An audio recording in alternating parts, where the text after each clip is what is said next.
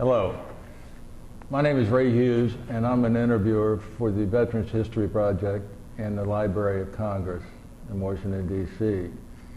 And this interview today is being conducted at the Cincinnati Hamilton County Public Library, located in Cincinnati, Ohio, and administered locally by Brian Powers, who is our cameraman today.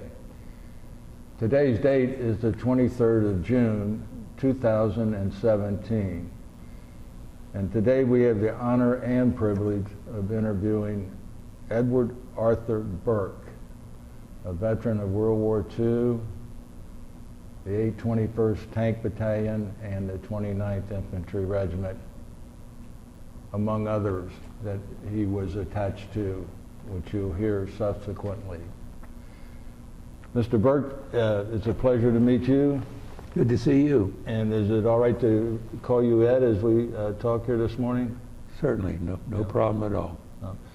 Ed, if you would then, would you tell us where and when you were born?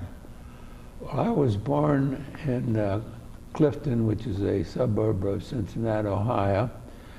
But when I was 2 years old, my family moved to Price Hill in Cincinnati, Ohio.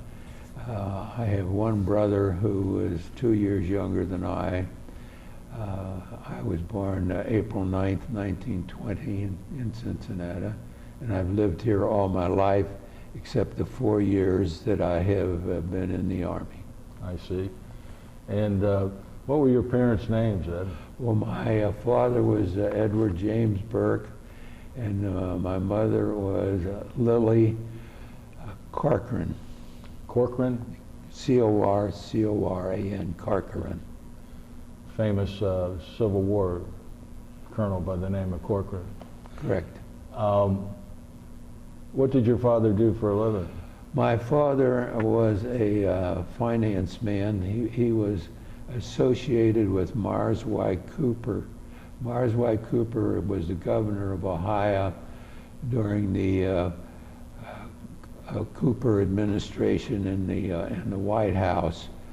The Mars Y. Cooper had about 15 different companies pertaining to real estate. They had the Hyde Park Lumber, Cincinnati Builders, Raymond Realty, Farmers Fertilizer. They had about 15 companies, and the idea was that after I had finished law school, I was going to be the attorney for the company, and that was going to be my career.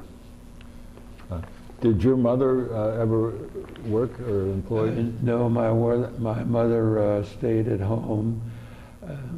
That was the joke in the family, that she wasn't gainfully employed, which she did not particularly like because she was taking care of this family. But as a matter of fact, when she was a young girl, she worked in the public library when they were on Vine Street.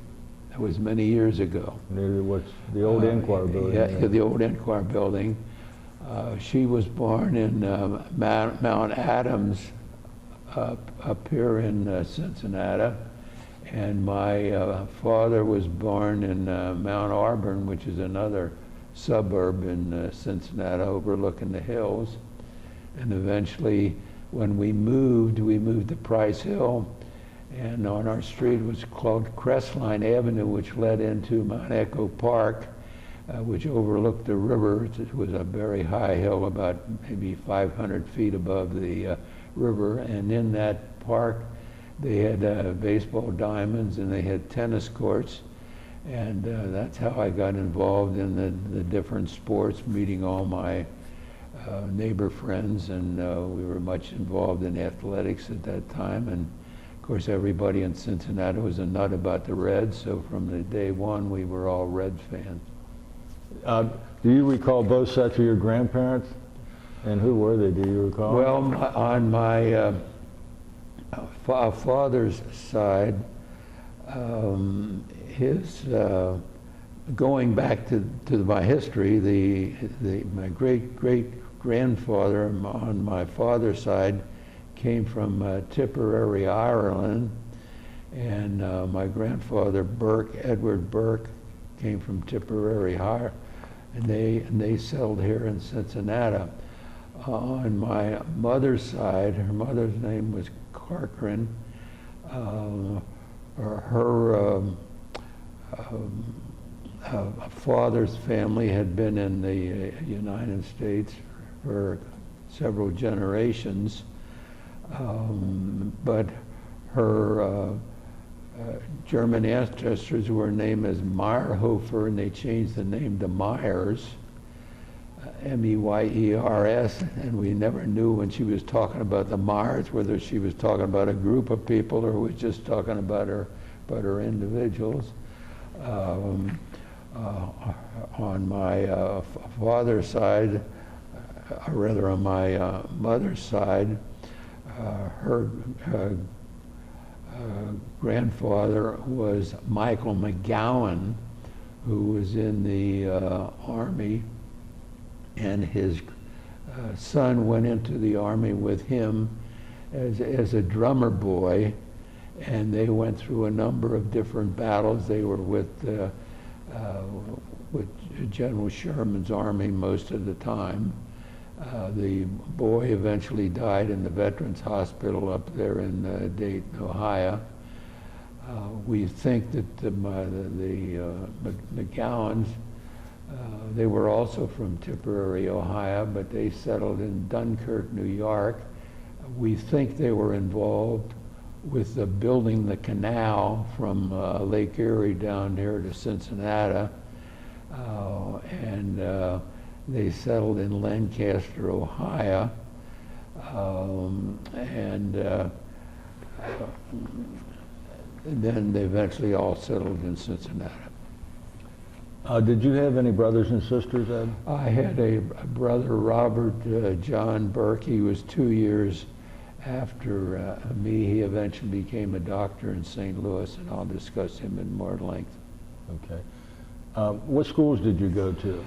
When I went to grade school, I went to an academy known as Mother Mercy Academy out in the western hills of Cincinnati. It was very small, maybe a couple of 100 students in the academy, and I made friends for life there. There were about 5 boys that I was personally acquainted with, and it went all through high school, college, and Army, and some of us went to law school together. They're still my friends that are alive. I'm sorry to say that I'm the only one of all the ones. As far as high school, I went to St. Xavier High School downtown here, a couple of blocks from the library. There was a Jesuit high school, and then once again there, that was a relatively small school. I imagine there were about 100 in our senior class. My 5 grade school friends also went there.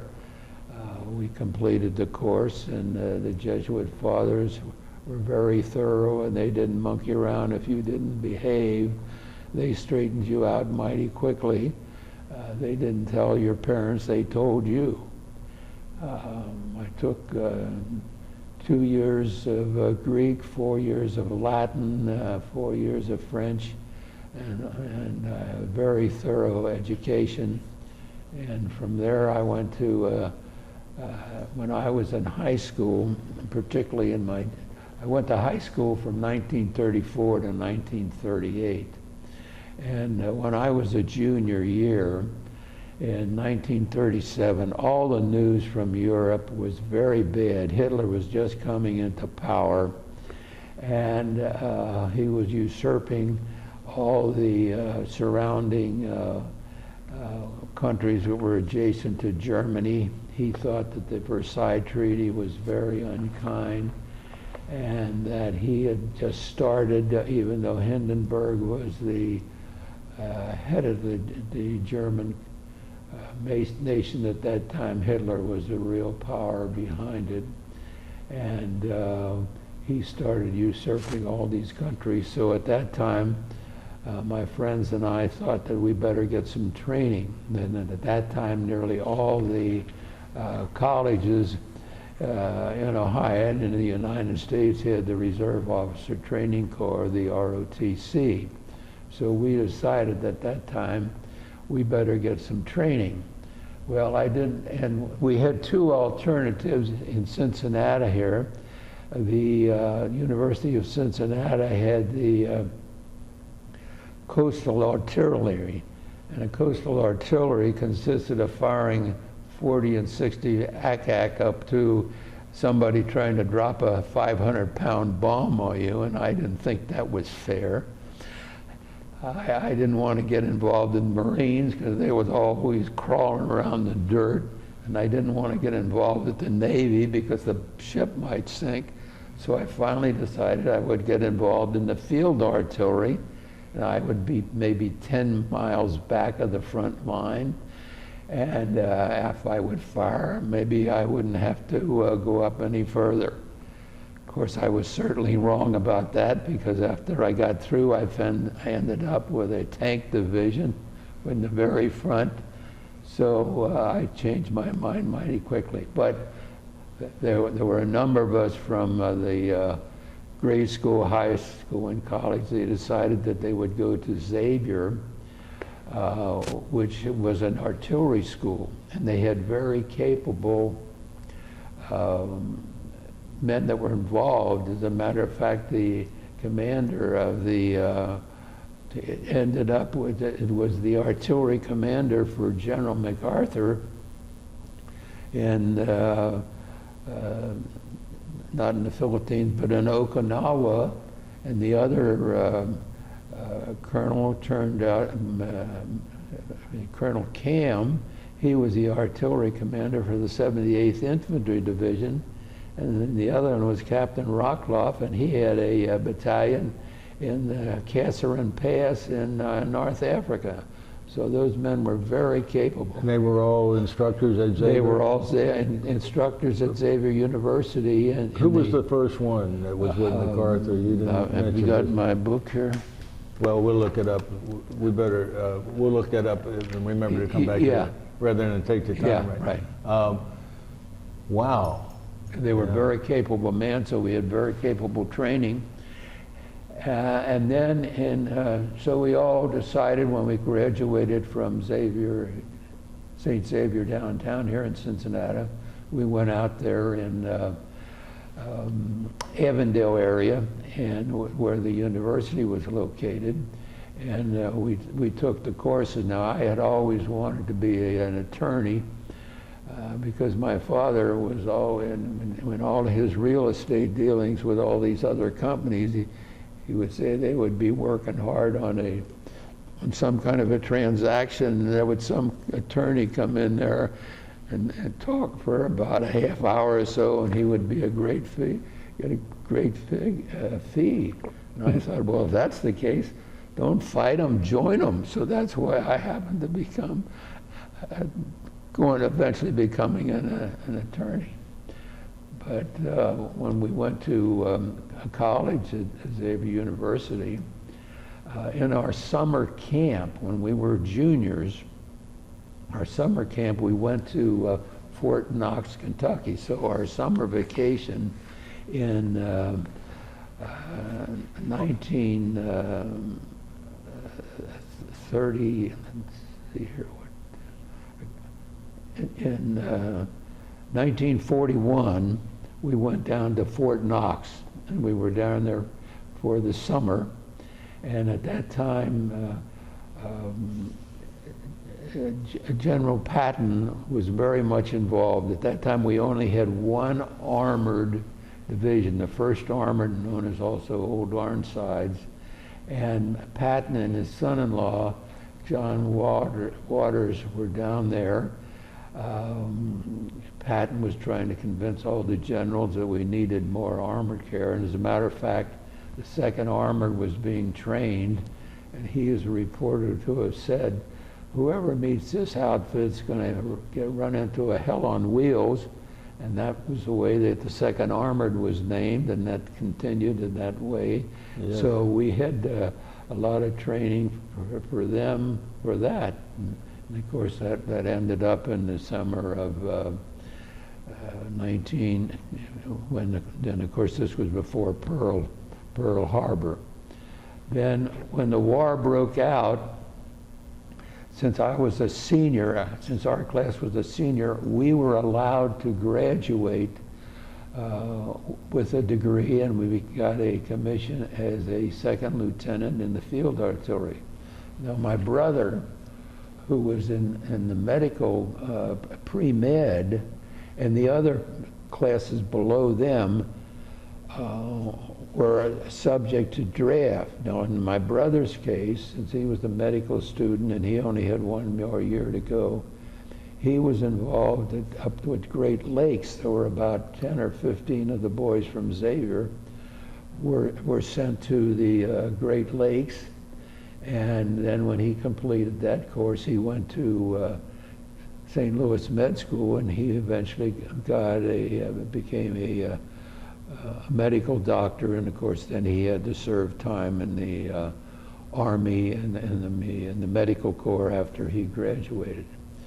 But in my case, after we graduated, May 25th, 1942, and the next day I was on a train from the Union Terminal here in Cincinnati to Fort Bragg, North Carolina, where we had further artillery training in Fort Bragg, North Carolina. And from there, we went to, I was lucky all along.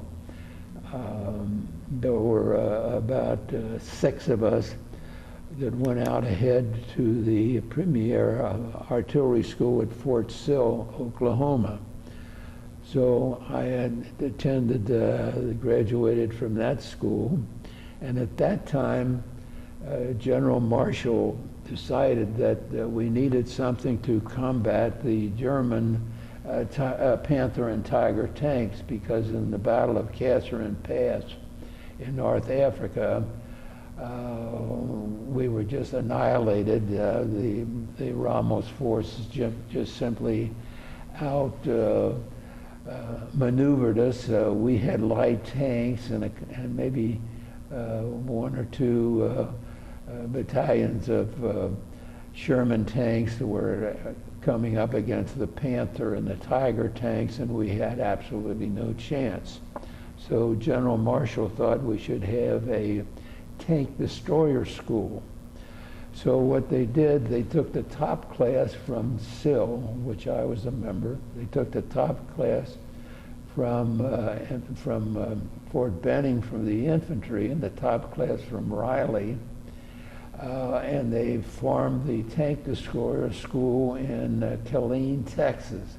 And this became the largest camp in the United States. It eventually became Fort Hood. It was called Camp Hood at that time.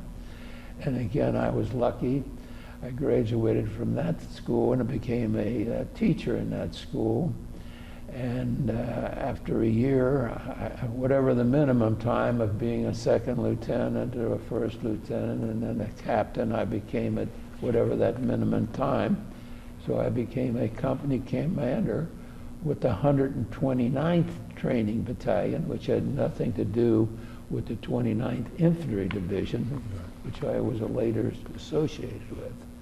So after I had been there about a year, the 630th Tank Destroyer Battalion was being formed in Camp Rucker, Alabama. And several of my friends, grade school, high school, and college, were in the 98th Division, and they were training down there. And I thought, boy, I'll meet a number of my friends down there at Camp Rucker. And I became a staff officer of the 630th Tank Destroyer Battalion. Well, at that time, the 821st Tank Destroyer Battalion was out there in Camp Carson, Colorado. And their company commander of Company A became very ill, and he had to be released from service. And they picked me out of the group that they had, and I became a company commander of Company A of the 821st Tank Destroyer Battalion, and I stayed with that battalion during the entire war.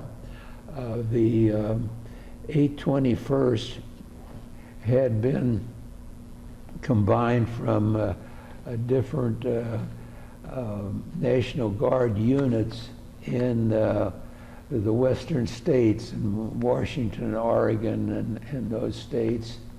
And then it was filled up with recruits from the different schools, the infantry, the artillery, and the cavalry schools. So it was a well-rounded division. And then, of course, at that time, this was still in 1943, and after all this training, we went down to, after we left Camp Carson, we went to Camp Atterbury in Indiana, where the 101st and the 98th Infantry Division were also training. So I got to know men from the 101st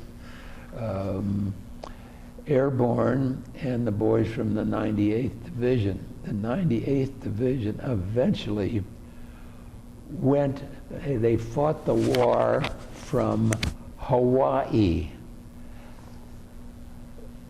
That was one of the best deals I'd heard.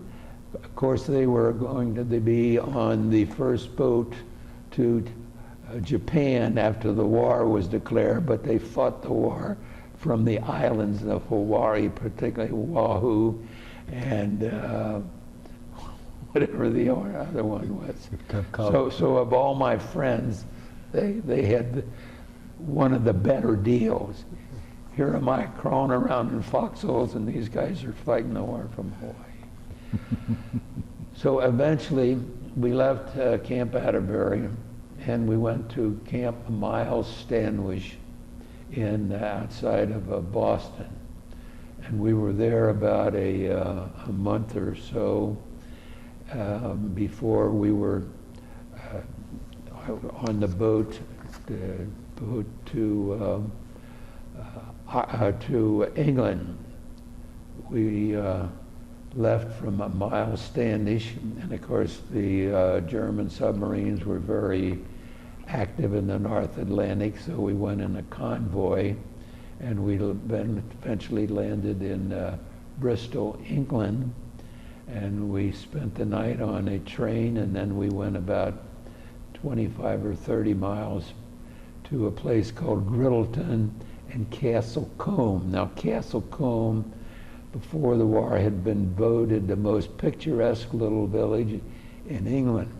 After the war, it was the place where Dr. Dolittle was filmed. If you remember, the man that talked to the animals, the famous British actor Rex Harrison was the fella in there. So it was a very picturesque little village. We lived on the outskirts of a duke whose family had made the money in the Napoleonic Wars, and he had a great number of acres, and that's where the 821st lived in camps. We had perimeter tanks, or tents, and the men and the officers lived in these tanks about maybe a mile or two outside of little Castle Combe. It was a typical elegant English village as it had been for 200 years before. Do you want me to continue? Or Yes. All right. Well, at that time, we would practice. What month and year would you say this is? Well, in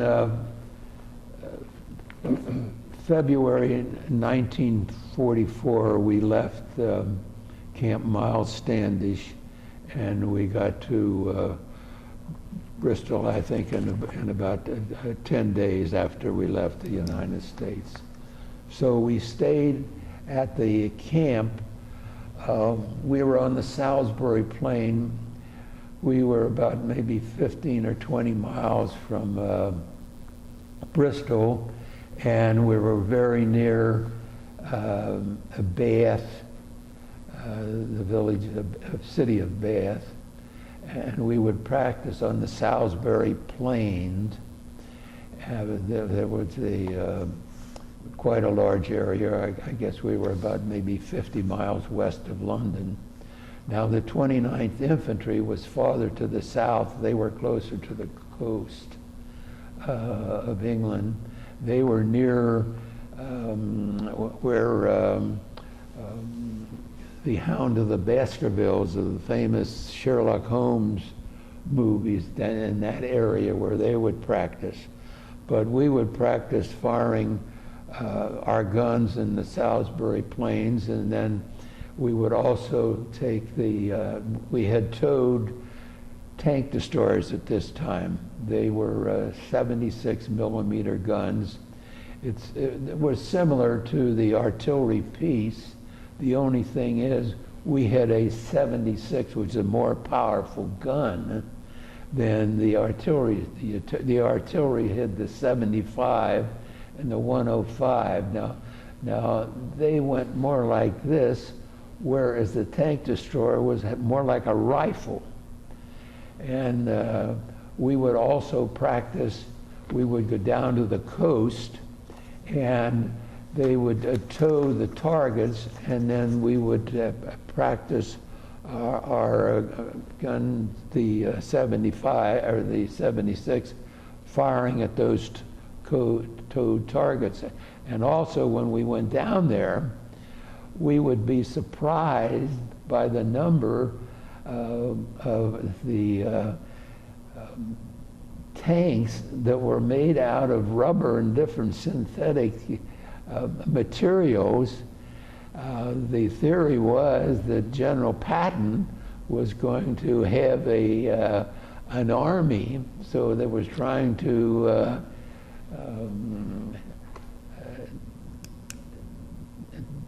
let the Germans know that there was another army being formed down there. That was going to probably invade Calais. Yes, that was a very familiar thing. But so also we would go to a place called Whitby on the east coast of England, where we would practice our anti-aircraft guns. And then of course this was early February 1944, so we were there most of the time practicing.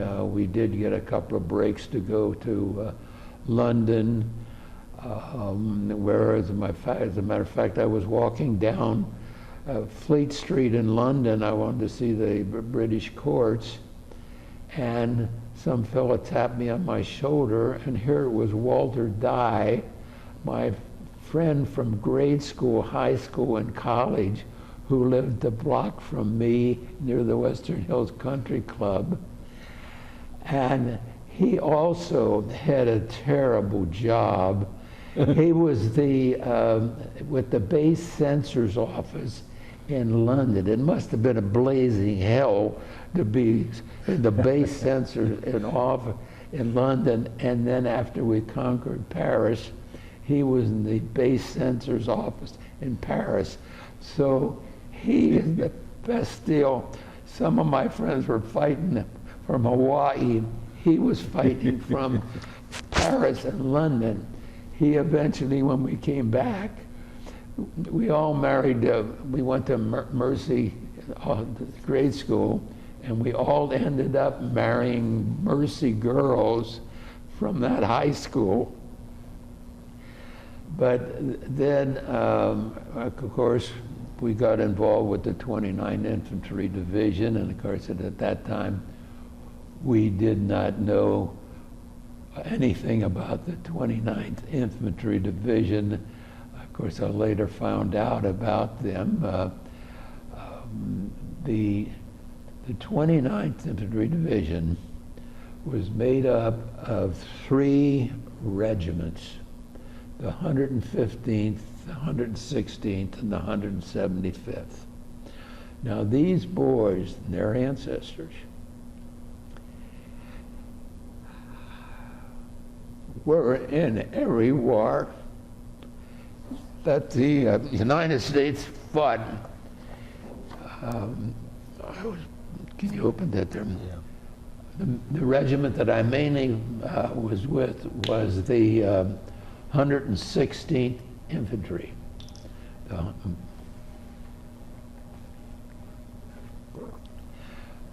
The first regimental commander, one of the first regimental commanders, was George Washington. In the Revolutionary War, Patrick Henry was a regimental commander before he became governor of Virginia. In the Civil War, Stonewall Jackson was the commander. So those boys went back to every war of the United States. As a matter of fact, in the Civil War, there was a regiment of the Yankees and a regiment of the Confederates that fought in a battle. As a matter of fact, the history, they say the boys from VMI, Virginia Military Institute, this is what they told me, that in a famous battle, the regiment of the Confederates fought the regiment of the Yankees, and Captain Custer was in the regiment, and that his order was to hold the bridge. Instead, he captured the bridge, and that's where he became a brevet general. The brevet general was, you got the title, but you didn't get the money. Now, whether that's a true story, I don't know, but that's the story the VM boys from Virginia Military Institute like to talk about. In the same way, the boys from the 115th, they were mainly from Baltimore and Maryland, and the 175th had boys from the Maryland, Lower Pennsylvania, and for some reason or another, they got a number of boys that were from Massachusetts who were involved also in the Revolutionary War. So all these boys were from National Guard outfits, and they had a lot of training. And of course, everybody knows that they were in a number of battles. What type of training did you do with the 29th there? Well, when we got there in Normandy, we went through about the first 7 or 8, 10 little villages before we got to St. Lo. But in Normandy, we also worked a lot with the different artillery battalions. Each regiment had an artillery battalion. Most of the time I worked with the 110th Field Artillery Battalion. They would come in and establish a line where we would make our adjustments on our guns. For example, if they would draw a line east and west or north and south, we could measure from our guns what the amount of change for the guns, either for the east and west or north or south or up or down. And we took a lot of training with them in England, but we were in the main ones in the first, I would say the first 5 or 6 battles going up into St. Lo, which made it very difficult for us. During the day, we would be up with the lead regiment that would be conducting the main battle, and then at night we would drop back and fire interdictory fire on those little villages, maybe 1,000 or 2,000 yards in front of us. So we were fighting night and day, and it was very difficult of our men to keep up with all that time. But we were in the battle of all those little villages coming up from Vierville up to Saint Lo, all during June and July. I think July 9th was the battle when Saint Lo eventually fell. We were in the battle for Saint Lo, and the 29th lost a lot of men in Saint Lo. As a matter of fact, in the yearbook it said that we had over 20,234 casualty in the war, which was one of the had more casualties than any other. I think there may be one or two, like the Big Red One and the Fourth, and one or two of the Texas divisions. They also had a number of men lost because they were in North Africa and in Italy. right. Were you on Normandy itself? Yes, we landed in near a place called Vierville was where we came in. That was, And when I start talking about those, and I think, I have a difficult time. yeah. From Vierville, where did you go? Well, first of all, we went into Saint Lo, and in Saint Lo, on the way to Saint Lo, Major Howie was the commander of a battalion in the 116th, and he was always saying, "I'll see you in Saint Lo." Well, just when he was going to go into the Battle of Saint Lo, there was an artillery shell, and he was killed. When General Guerre learned of this, he had the body laid out before the church in Saint Lo, and when all the units, when we passed, viewed the body of Major Howie, and we were in an area then where we had to go on. The 29th lost an awful lot of men in the Battle of Saint Lo. The next battle was a place called Villy-Baudon. Villy-Baudon was about halfway between Saint Lo and Vire.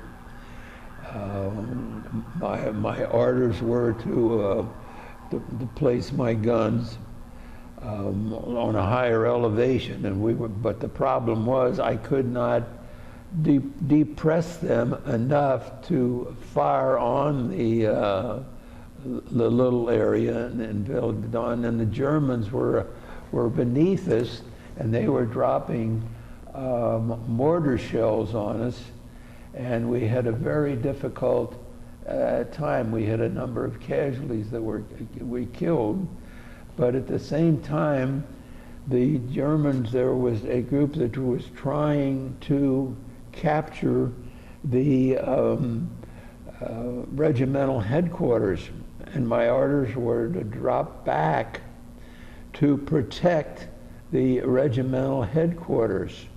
And the Germans got within about 200 yards of the regimental headquarters, and nearly all of the men in the regimental headquarters were seriously wounded. And they lost a lot of men in the regimental headquarters. From Villy-Baudon, we went into Vire, V-I-R-E. Vire was on the little river that went all the way to the Omaha Beach. And we had very fierce battles. in Veer, and we went from there. We went about another couple of miles, and finally the war in Normandy, as far as Normandy was concerned. And then Patton came along the west coast of Normandy, and what he did when he came down, he passed the Cherbourg and the Brittany Peninsula. And the Brittany Peninsula was supposed to have about 15,000 Germans, because when he came down, all the Germans that were west of St. Lo fled to the Brittany Peninsula, and so when Patton went down, then of course he went east, and we stayed with him for a while going east. But then we had to go the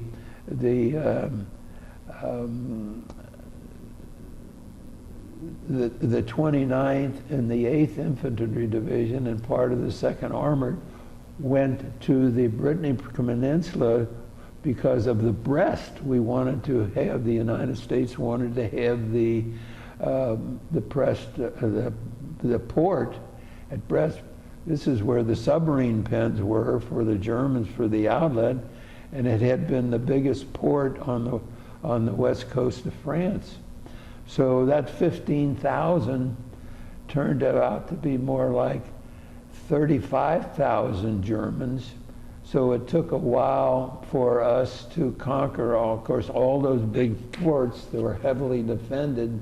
They were defended to the west, because, but they could turn around, and they could fire also to the east where we were. So that took about another month and a half to conquer the Brittany Peninsula. But one of the coincidences was when I was firing, I had my artillery maps, and I noticed to about 600 or 700 yards to the west of me was the 8th Infantry Division. And on my maps, I saw the cannon company of the 8th Artillery Division was there, who happened to be a friend of mine that I later married his sister. His name was Lou Hudapole. So I got to see my future brother-in-law, which I didn't know at the time was going to be my brother-in-law. So that was quite a kind of coincidence that I saw him there. So then eventually, after we conquered the Brittany Peninsula, we went east, and we went with the 29th, of course, went to the Brittany Peninsula. And since we were armored and we had the tanks, we towed them, that we had towed tanks. So in our particular battalion, we went all the way to the German border. We went through northern France, and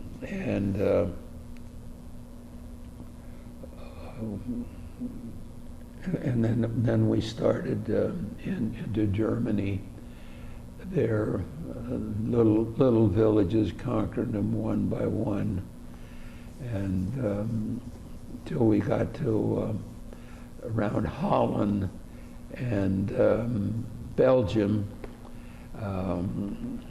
We went to several little villages in Germany there. If I can get my book here, I can recall the ones.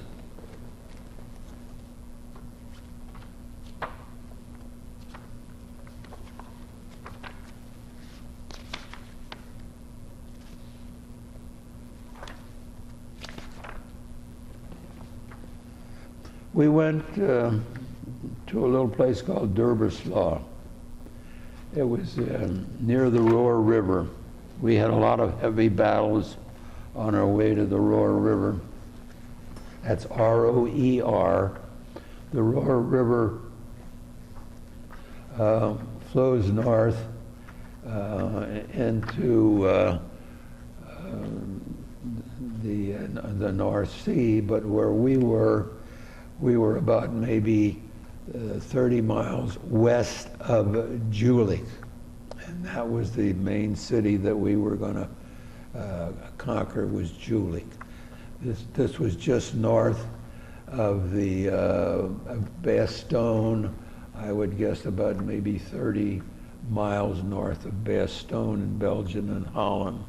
So we fought all those little villages on the way to the Roer River. And that is where I had some of my main battles.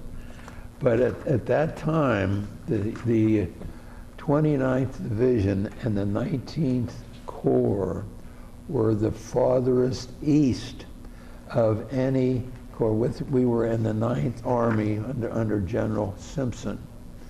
And since we were the farthest north, they were waiting for the other divisions to the south and the British to come up to a line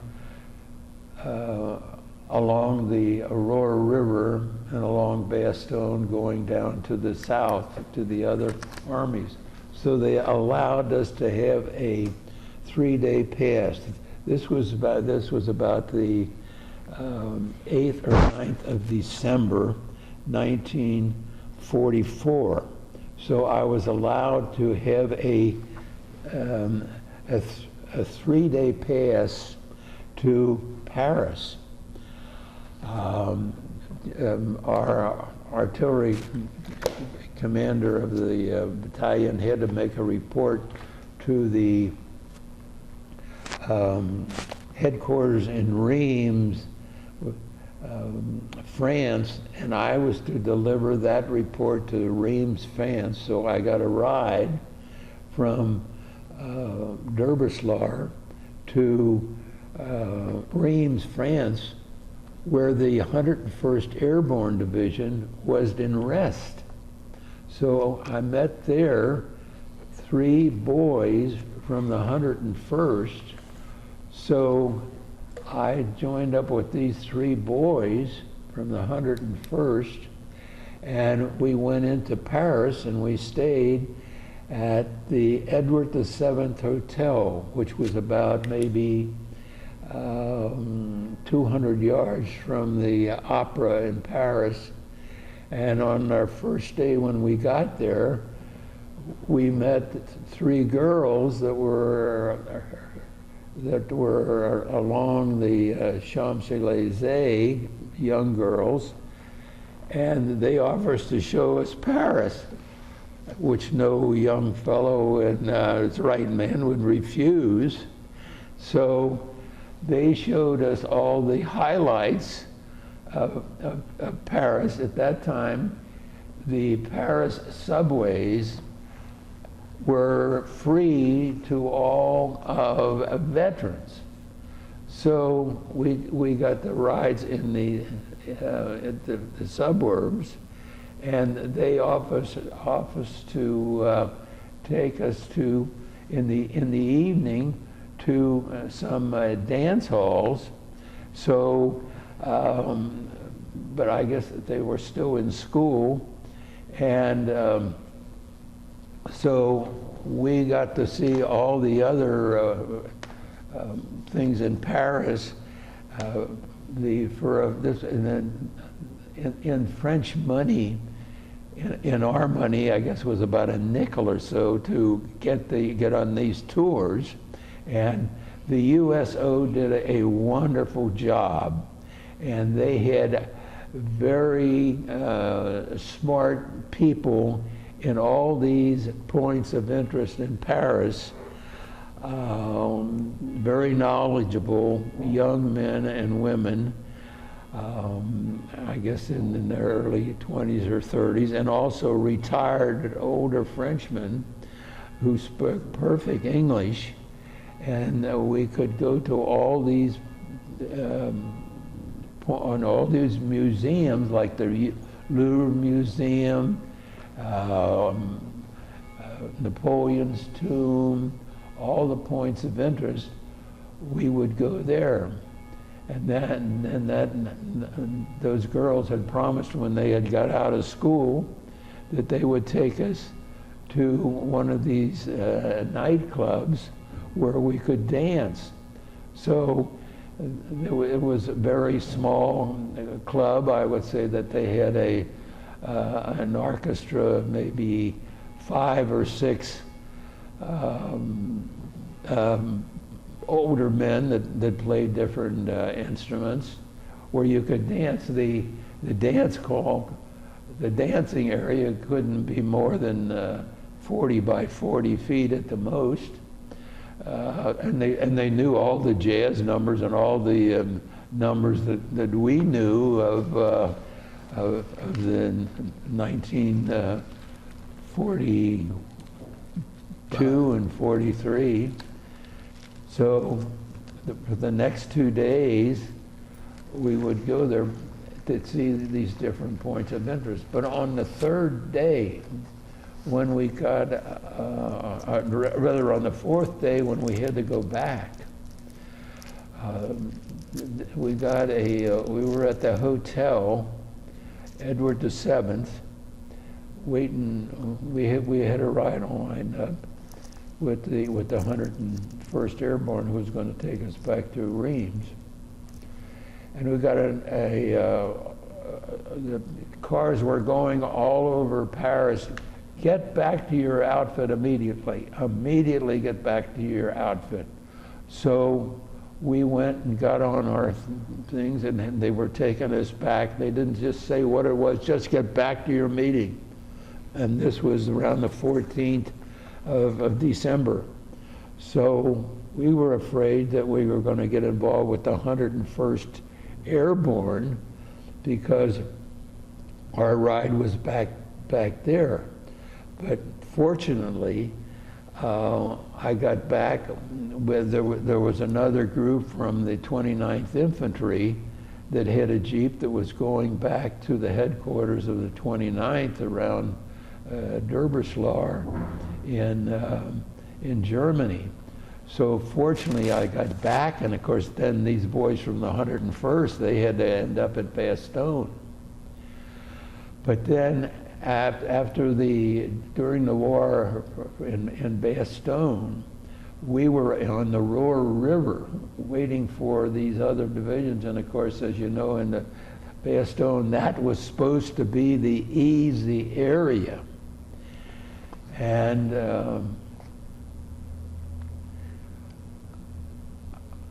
as far as the Bastogne, there was one division particularly that I'll get back to later, was the 106th Infantry Division, which was on the near St. Vith in the Bastogne area. And I will get back to them later. But when I got back to Derbyshire, we had been training all along for that last month on the operation of these M10 tank destroyers. So we then became a self-propelled outfit when we were in Germany. Now, when the Battle of the Bulge was over, then nearly all the other divisions were up on the same north and south line. The 29th and then the 19th Corps and the 9th Army that General Simpson had, we had to cross the Roer River. Now,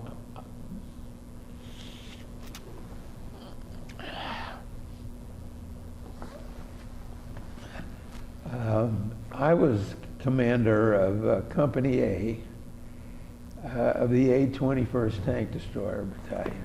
And my job was to lead our tanks over the Roer River. Now the Roer River at this time was in flood stage, because what had happened, we had a very bad winter. That was one of the worst on record. And there was the Roer dams, which were to the north of us. Now the Germans had tried to break the dam so that the armies along the Roer River would be overrun by the Roer River.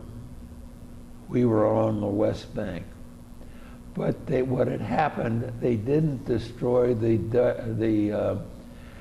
dams completely. So as a result, the war came out over a period of time which worked to their advantage, because it continually flooded the Roer area opposite Jülich. Now the Jülich would be comparable to the Roer River would be comparable to our Big Miami River here in Cincinnati when that was in flood stage. It was comparable to the flood stage of the Roer River. So my job was to guide our tanks, destroyers, once we got across the Roer River. Now, at that time, we had been there quite a while, and we had been bombing the easterly bank of the Roer River for maybe 30 miles. I mean, we just couldn't bomb it completely opposite Jülich, because then the Germans would know where the main crossing was going to be. So my job, when I got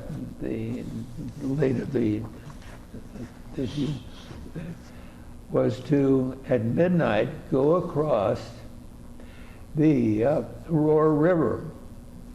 Now at that time, they had, the engineers had constructed a footbridge about maybe 2 feet wide with like a little railing. There were little stanchions on the side of the bridge. But the Germans knew that, and they were constantly dropping mortar shells there. But my job was to get across. Now, we had been bombing that area, and I was scared to death of the mines. I didn't know where there was a mines because I couldn't have a flashlight or anything like that. So they took me on a little skiff across the Roer River. This is before the footbridge was constructed. They took me to a little skiff, and then I was to get across. Now, before this, for about a week or 10 days, we had a little Piper Cub type of airplane in the division, and I flew. The pilot of the airplane was a buddy of mine from Fort Sill, who had been in the field artillery but who wanted to get into the flying. So luckily he was in charge of that, and General Gerhardt allowed me to fly up and down. But the problem was, if we flew too low, the infantry on the other side could get it. If we were too high, the pursuit planes of the Germans. So it was a delicate flight, but I had to do this because I wanted to know what was on the other side. Now, I knew on the other side of Jülich. Now, Jülich was an old German town. It goes back to Julius Caesar. That's from whom it was named. And we knew there was a forest a little bit to the south, but we knew they were there because we could see through the snow and through the mud over there that's where the tanks were. So I had to be sure that when we got there, that the soil on the east bank of the Roer River was such that we weren't going to get mired in the soft riverbank on the other side of the Roer River. So that was my job, to find out just what the land was. So, of course, I'm scared to death of stepping on a mine, and I can't see. It's dark. It's about 1:30 or 2 o'clock in the morning, and so I finally get what looks like a bombed out church. And I think if I can just get there, I'll have it made.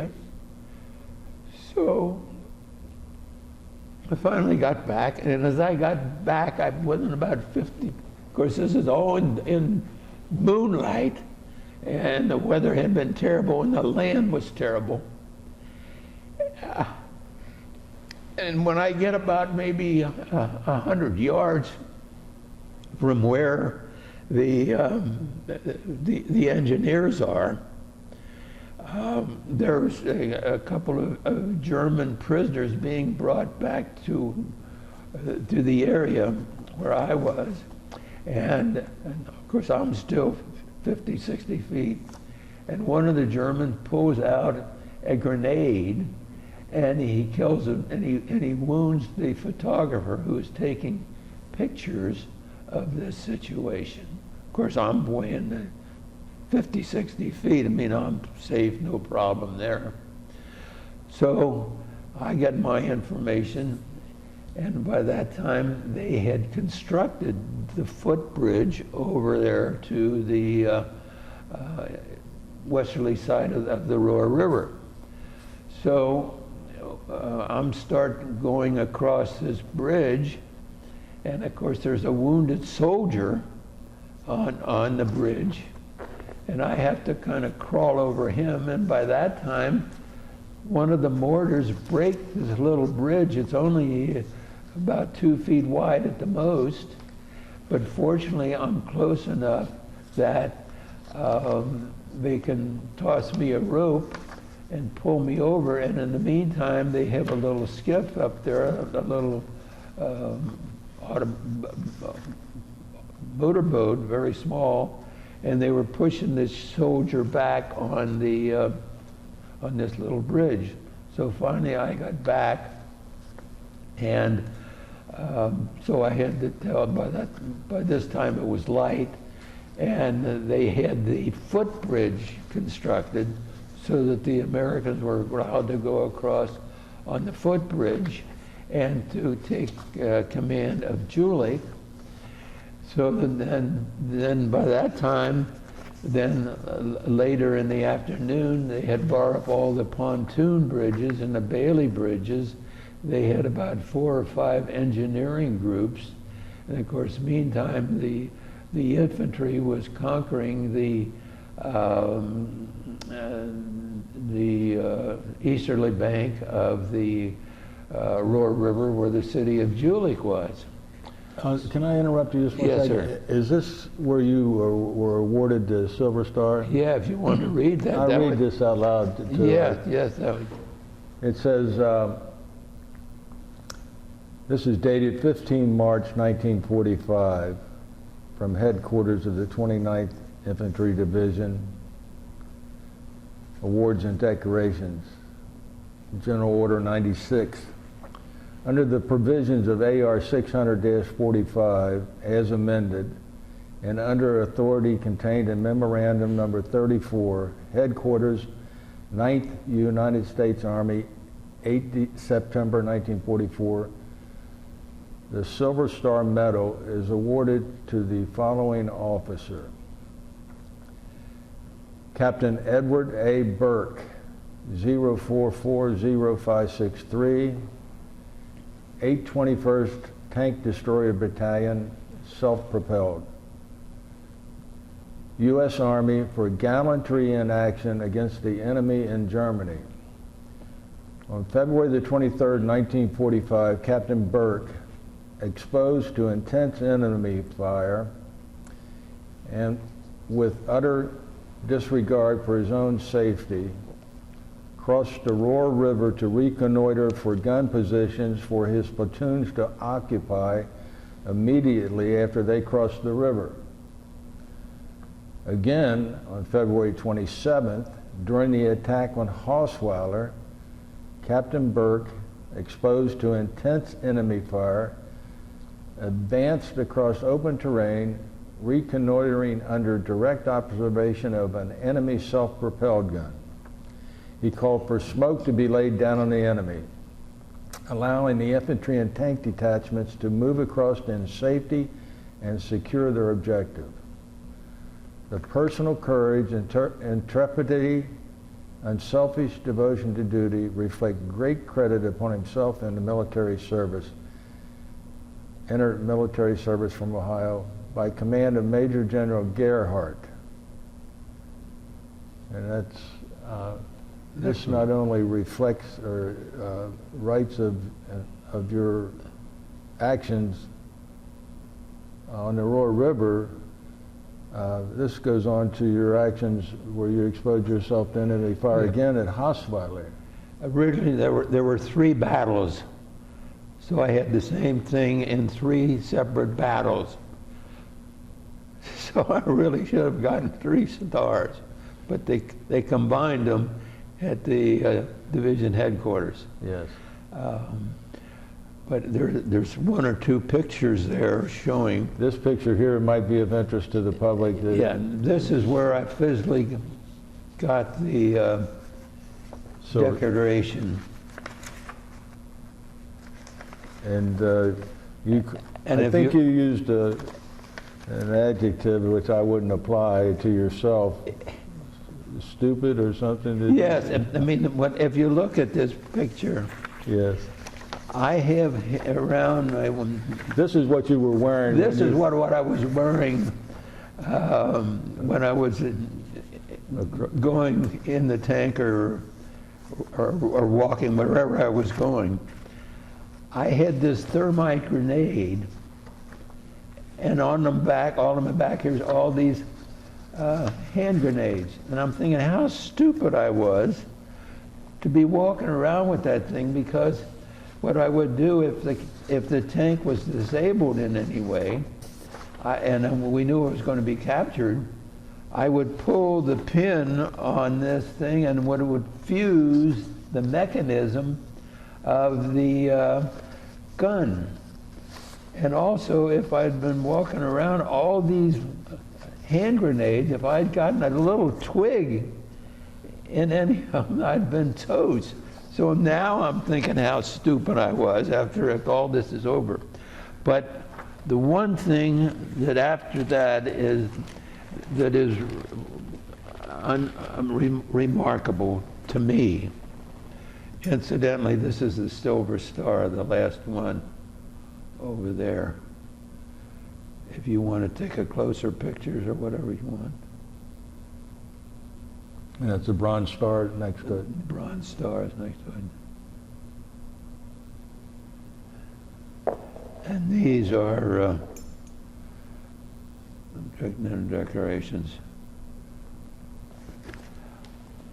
I guess, but another story that I want to tell you about this, about the Roer River. About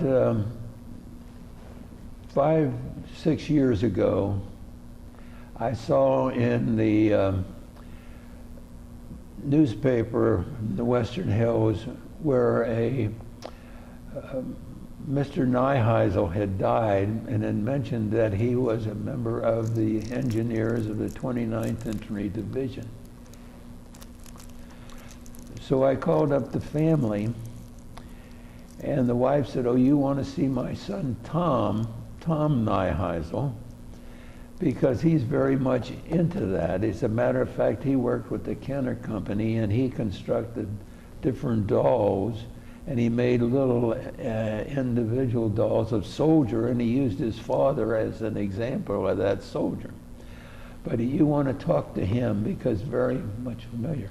So Tom came over and talked to me, and he brought with him a book. Now, this is just a couple of years ago. His father had been in the engineers, and he had a map of all these things, And he had, which I did not know, that it was in a Life magazine as of March the 12th, 1945, and they got all those bridges that they eventually constructed over here. And of course, General Motors used this as an exam.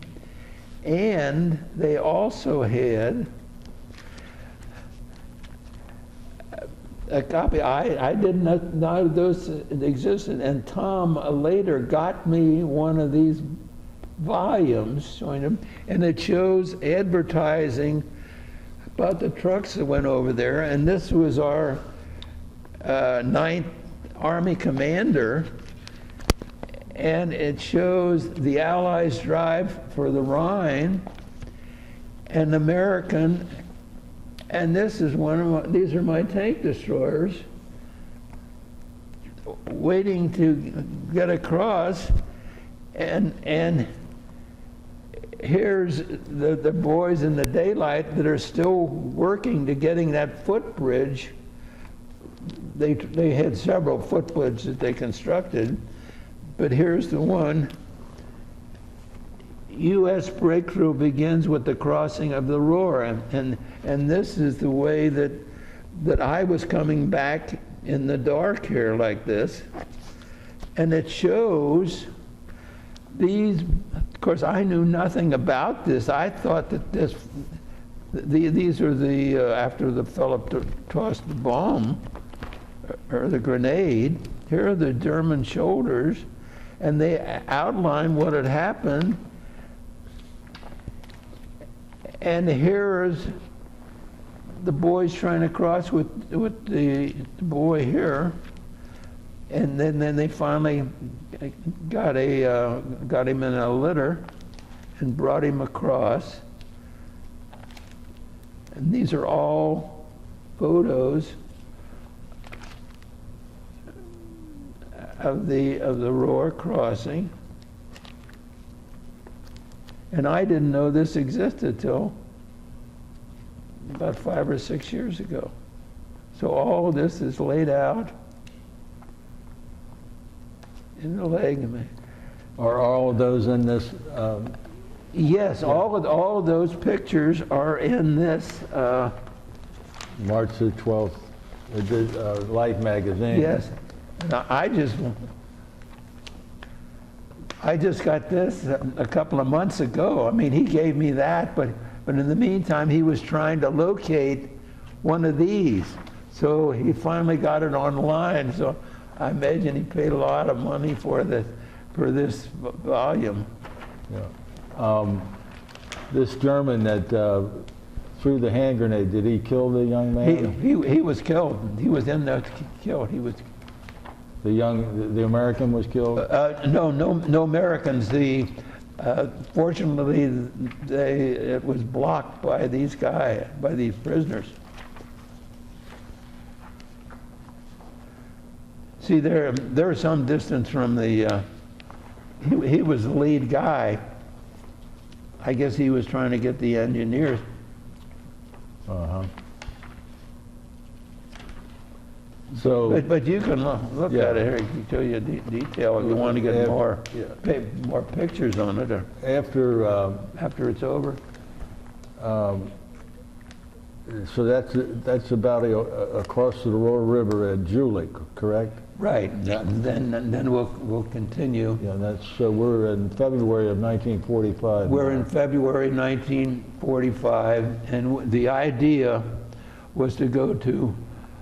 Take Mönchengladbach. So after the Roer River crossing, then I had to go through a little place called Holzweiler, and then there was another place where I had to get out. So there was really 3 battles in 3 different days getting to Mönchengladbach.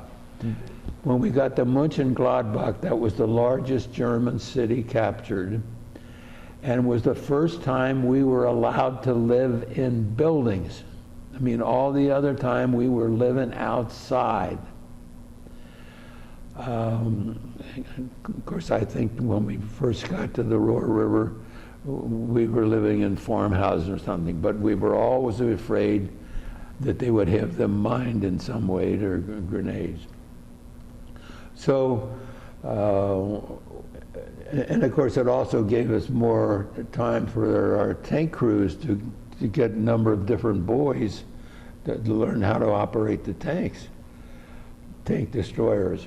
So whenever I may be talking about tank destroyers, M10s, the difference is the open turret and a more powerful gun. But other than that, you can't tell much. What gun did you have on the M10 tank? Well, when we first started on the M10s, we had the 76 millimeter guns, and then when we got the 90 millimeters, they have the 90 millimeters.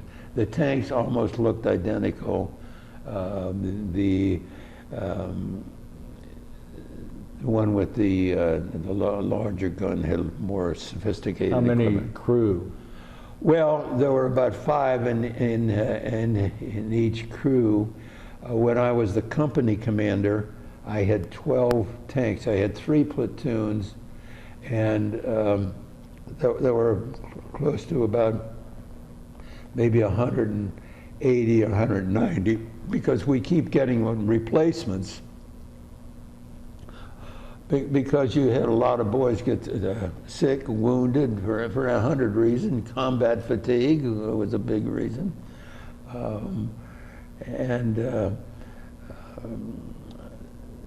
The Army took good care of us. I have no doubt that we had good doctors and everything like that, brave men. But then once we crossed the Roer River, then we advanced more rapidly, and we crossed the Rhine without much trouble. And then we went through, of course, we had gone through all over northeastern France, northeastern Germany. We crossed through the Rhineland, battles all the way. We finally ended up at the Elbe River, where we met the Russians. Now, on the way to the Elbe River, there was a Nordhausen. There was a big camp. It was a combination of POW, displaced persons, and they also had a place where they had these Jewish prisoners and certain other people that Hitler and the Goebbels didn't like, that were in these prison camps. And we went through all the horrors there, and then of course they had. Did you liberate that camp? Yeah, we liberated Nordhausen. But we also had made in Nordhausen. I have a story in my book where we liberated it, and some of my friends after the war gave me the story. We had the honor of presenting the flag of the 29th Infantry Division to the Holocaust Museum in Washington, D.C. So in order to get into that museum, the division had to have that. But it was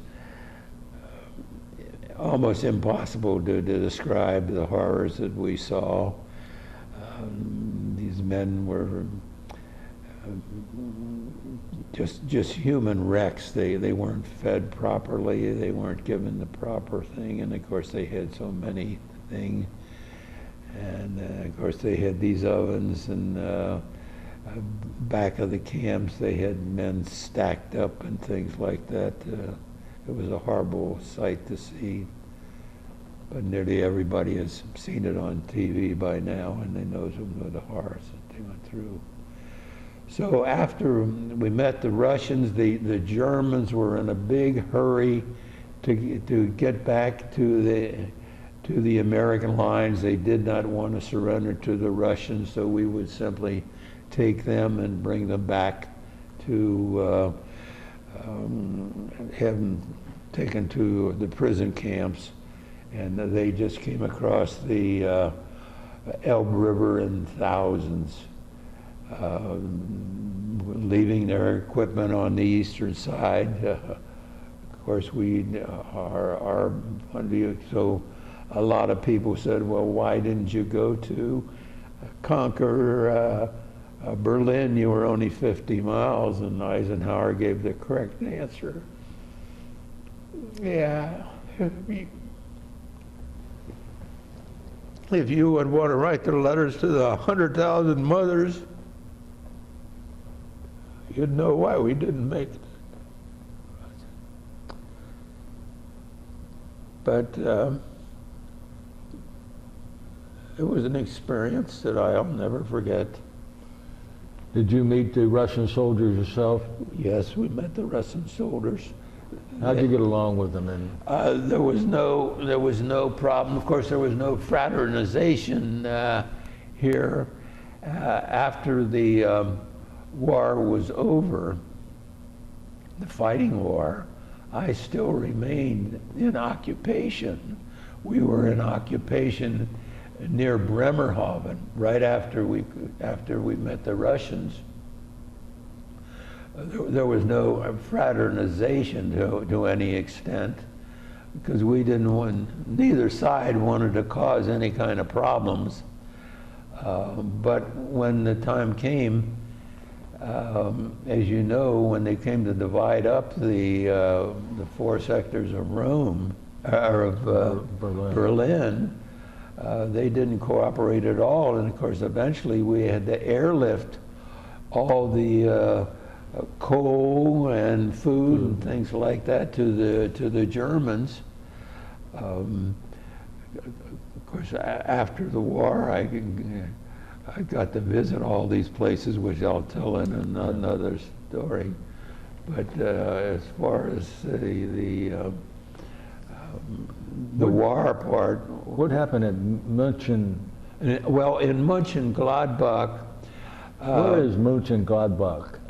The Mönchengladbach was just north of Jülich, where we crossed. Okay. I guess it been 20, 30, 40 miles. Like, there's a little like Holzweiler, those villages. But we had no problem with the Germans at all. As a matter of fact, when we were up there in Bremerhaven, of course there was no fraternization, but the little kids would all come in,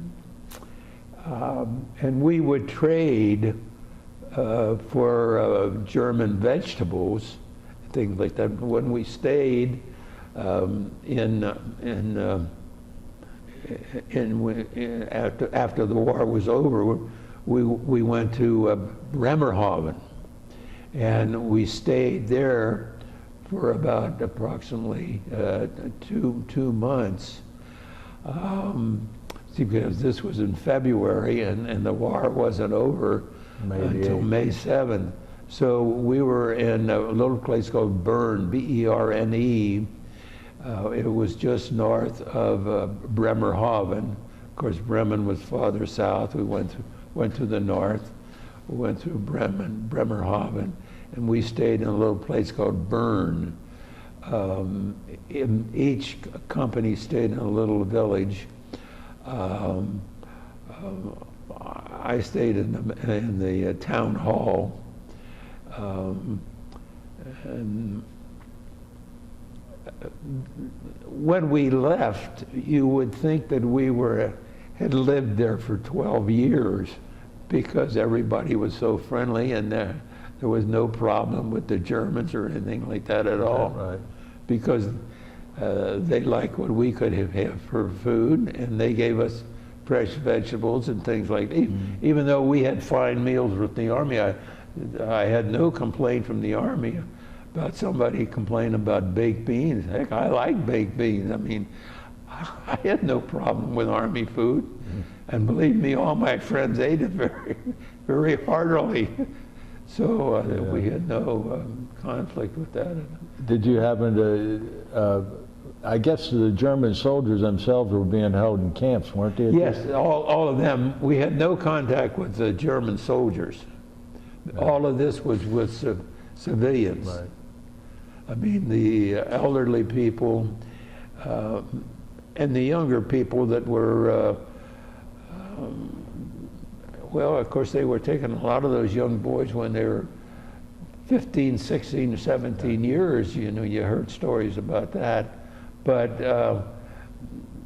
mainly this was for younger families and for women and maybe some of the men that for some reason or another either physical or maybe it was the jobs that they had. I'm sure that there were a lot of people in different staffs and administrating different cities.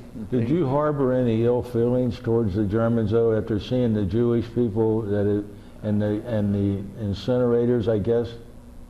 Well, I mean, personally, of course, on my mother's side, their name was Meyerhofer, and then it would change to Myers, and her grandmother was Scherberg. So even though my mother had a Irish father, all of her background was German. Of course, when she went to German school in Cincinnati,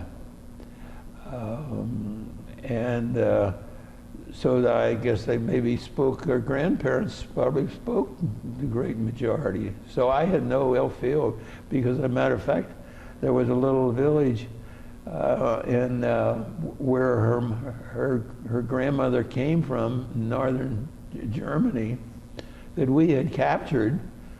And when I wrote my mother about it, she couldn't understand why I couldn't find her relatives in this little village that we had captured. And then, of course, I think her father had come from around the Munich area, and the Germans that I knew tell me in each one of those areas that I had mentioned that there were a number of families by that name in that particular area. Oh, yeah. So. Did you get to Berlin? I didn't. On my second trip, my wife and I have traveled all over the world. We have been to every capital in Europe. We have been to every continent except Arctic and Antarctica. I don't want to go to any place where it's cold, but I've been all over the world. And at the time, I wasn't there at what was it called, Charlie?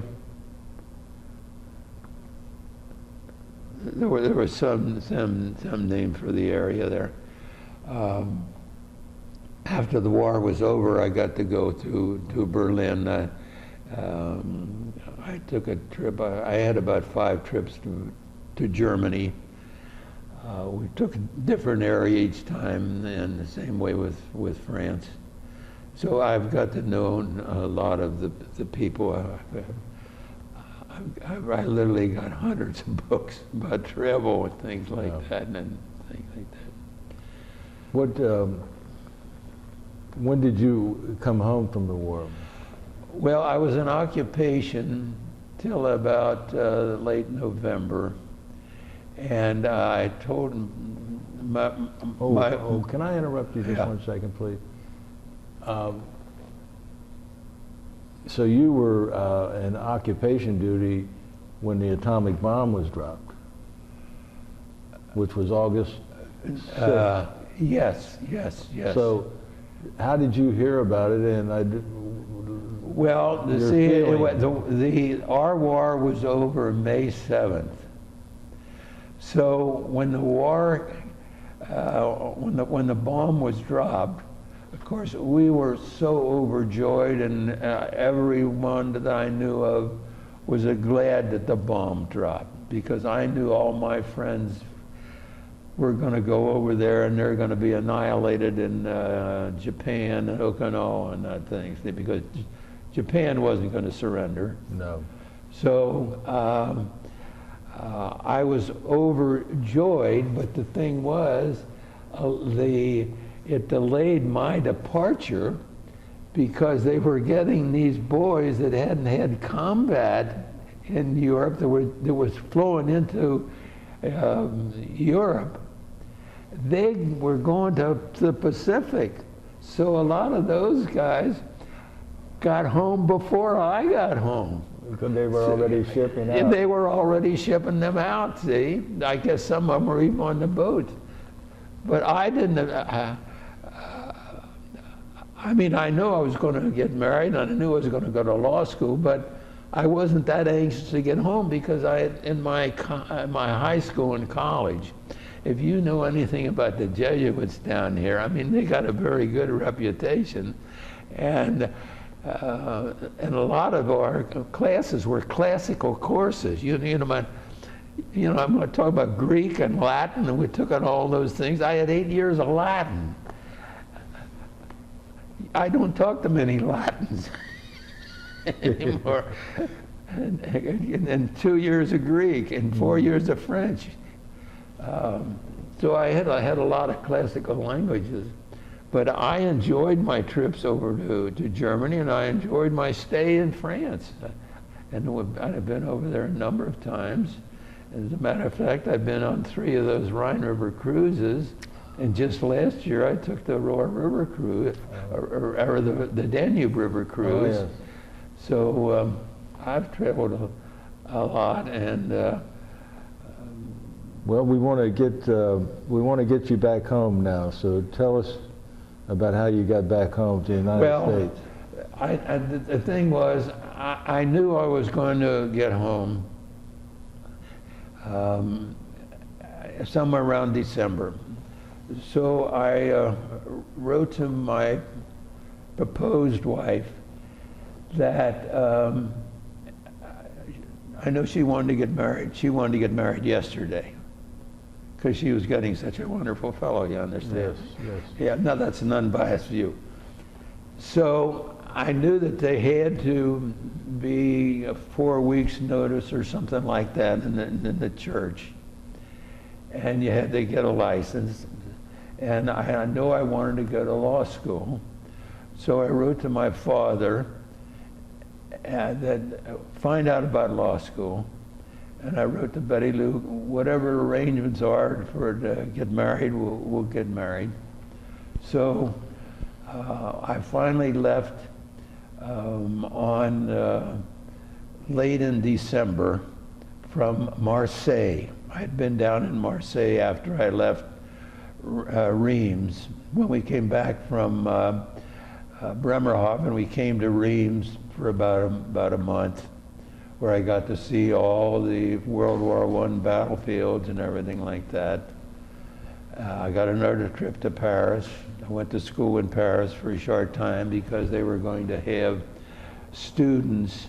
A lot of the boys had not completed high school or college, so they were going to have a lot of fellas instruct them. So I was appointed one of the instructors, and I went to school in famous school in Paris, and so I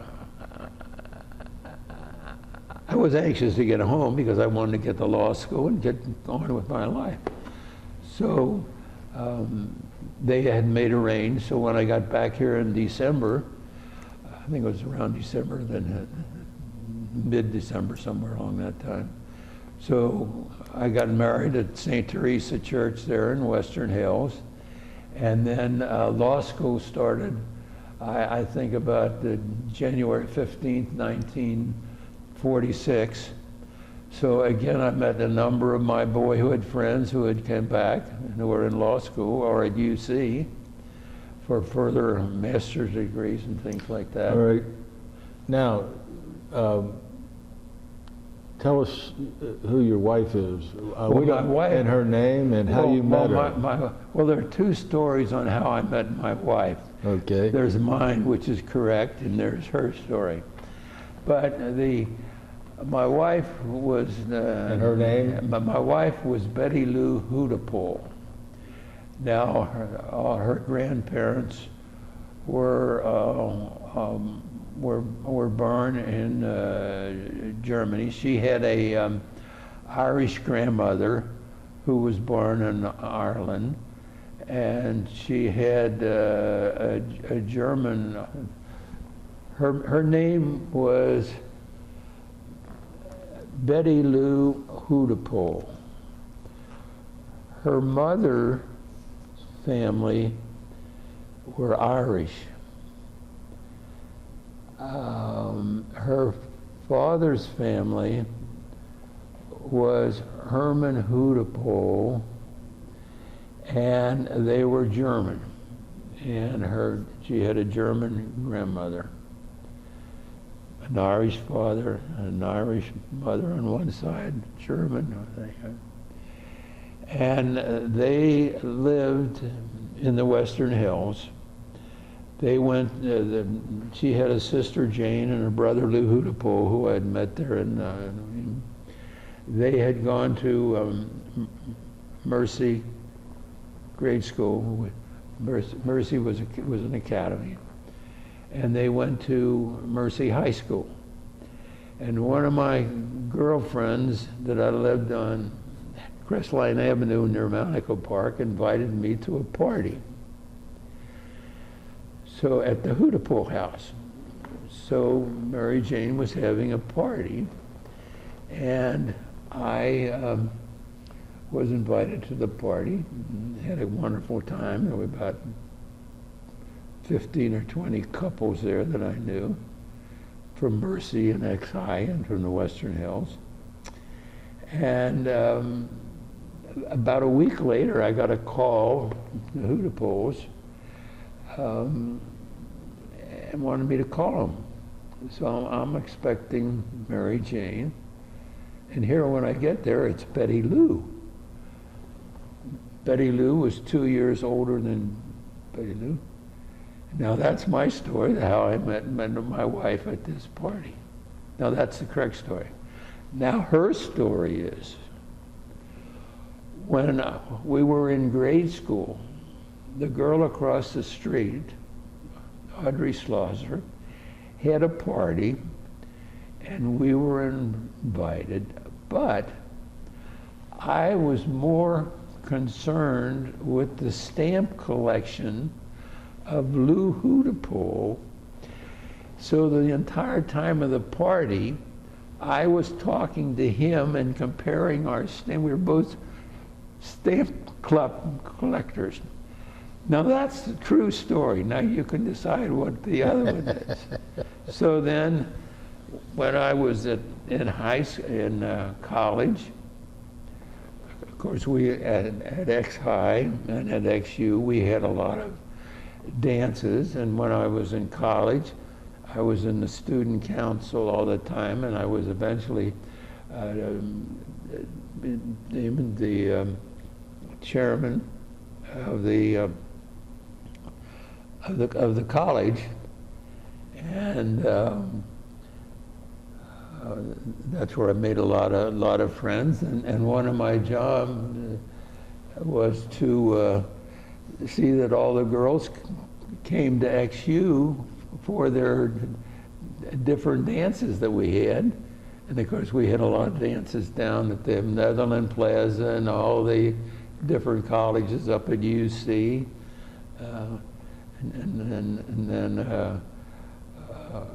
of course, when I got in law school, I was there. We went in summertime, and it was a 3-year course. We made it in 2 years. And a number of my friends that I'd gone to grade school and high school I knew a lot of those boys. The X-High.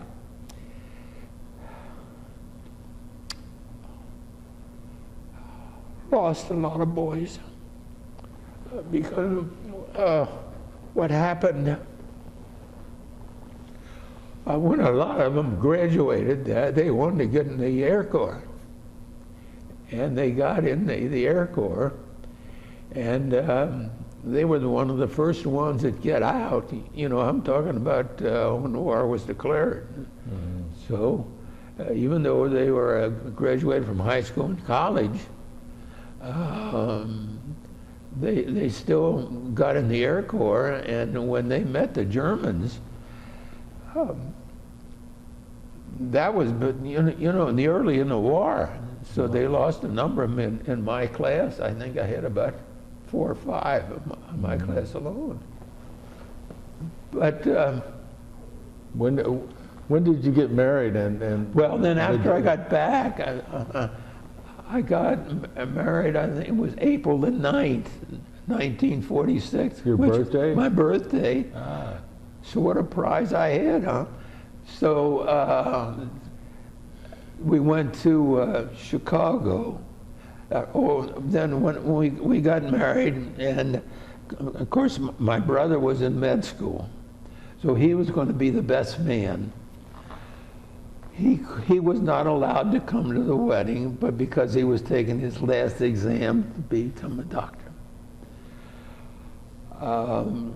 Her sister was to be the maid of honor.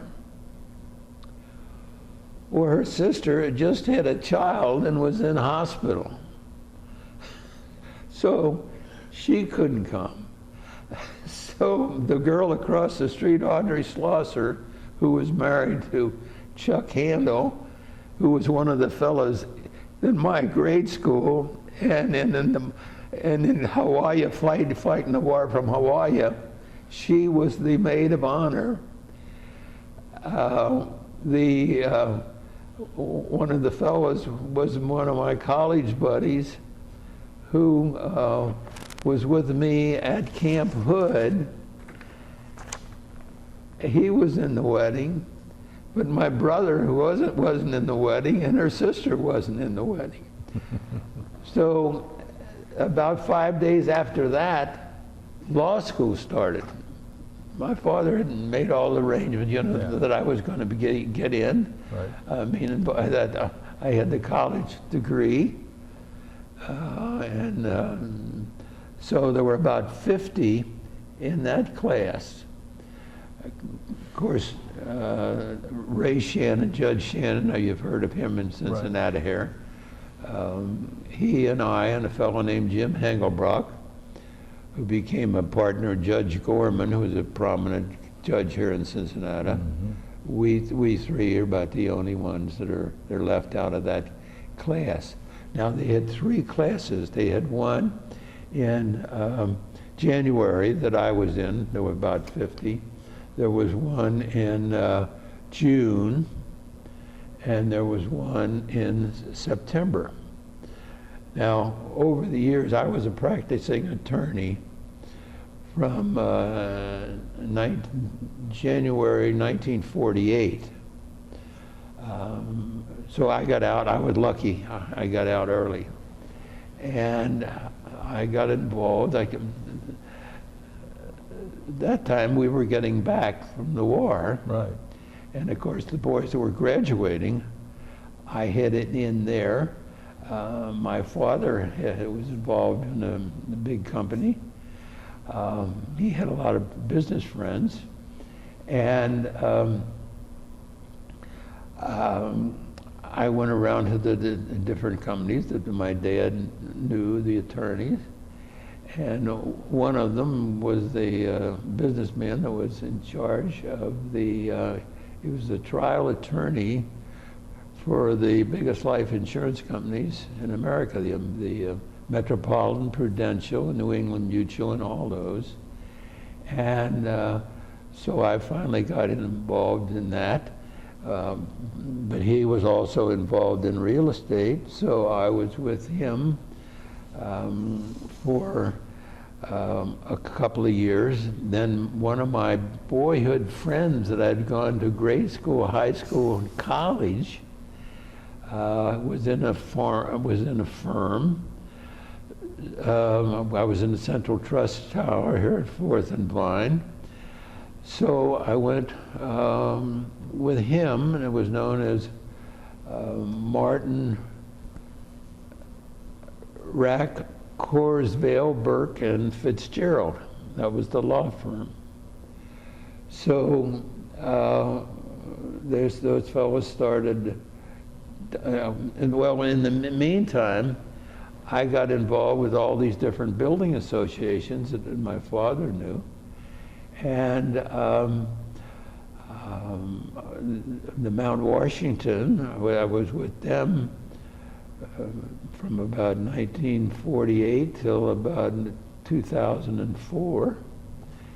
And then I had been within the Odeon Association, which combined with the People's Association, and that's when Warren County, Hamilton, Butler County was opening up. So there was a lot of those old farmers up there, sold them, they eked out a living, and their grandsons sold all that property up there on Butler County. I'm talking about 1942 or 1948 in that area up there. So I got involved with the Peoples, and then I got involved with some up in Claremont County. So I was a busy boy, and I also had this Mount Washington. They said I had closed over 7,000 loans with them alone. Wow. So I had a lot of business. And then, of course, the idea was when I graduated, I was to go down to Florida, because the Mars White Cooper Company represented these big insurance companies, and they represented the Union Central here and the Western Southern here, and they would make loans in Florida. And what the Cooper Company would do, they would make these subdivisions, and if you wanted to buy the house and you didn't have the money or you didn't sell your house, they would buy your house and sell you a house in these subdivisions. So I did a lot of work in Montgomery Heights and Mount Washington.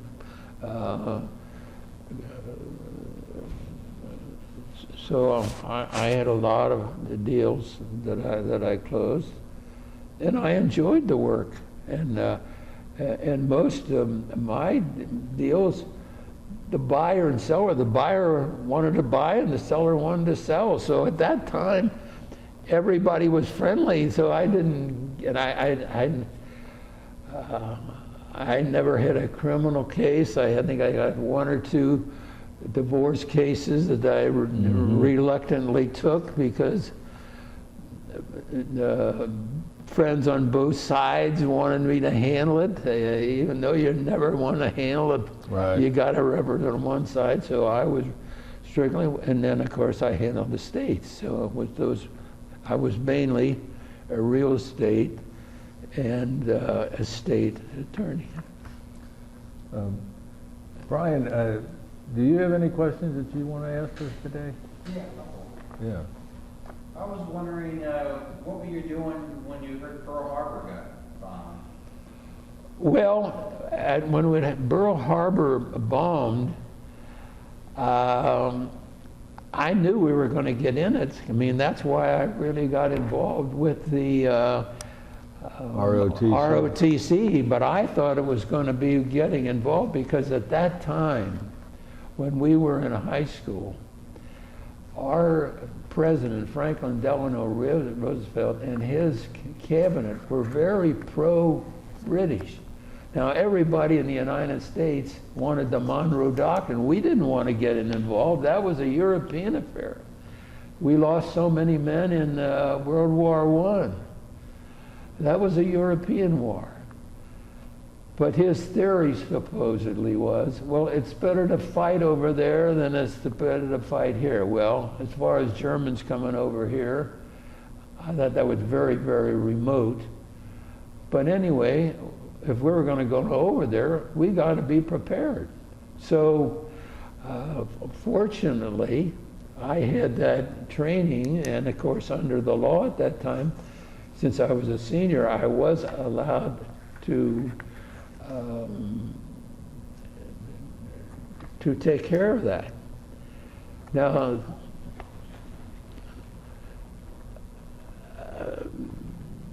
so it was a day of great regret. But do you actually remember what you were doing when you heard the news? When I learned the news, I was home on Crestline Avenue near Mount Echo Park. And I guess it must have been around somewhere around noontime that we learned about it. And I thought, well, here I am. I'm going to be ripe for the Army.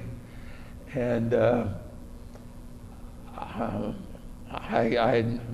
I certainly wasn't overjoyed.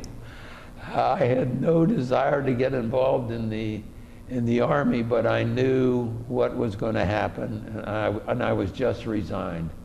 I think all during the Army, I was resigned. I knew I had to do it. There's no use crying about it. There's no use arguing about it. We're in it. Go ahead, Brian. And you said you were, initially when you were going in, you were going to do artillery, right? Yes, that was my idea. Now, did you actually train for that at all? Yes. In other words, when we went down to Fort Knox, that was an artillery and the tanks. But we had took all in the tanks, you had to learn also the artillery of how to handle the guns. In other words, and all the nomenclature you had to use. But that was the camp. When we went to Fort Knox, there were boys from Ohio State, Eastern Kentucky, Western Kentucky, Culver, and occasional boys that couldn't make it some other area. But when we were there, I guess the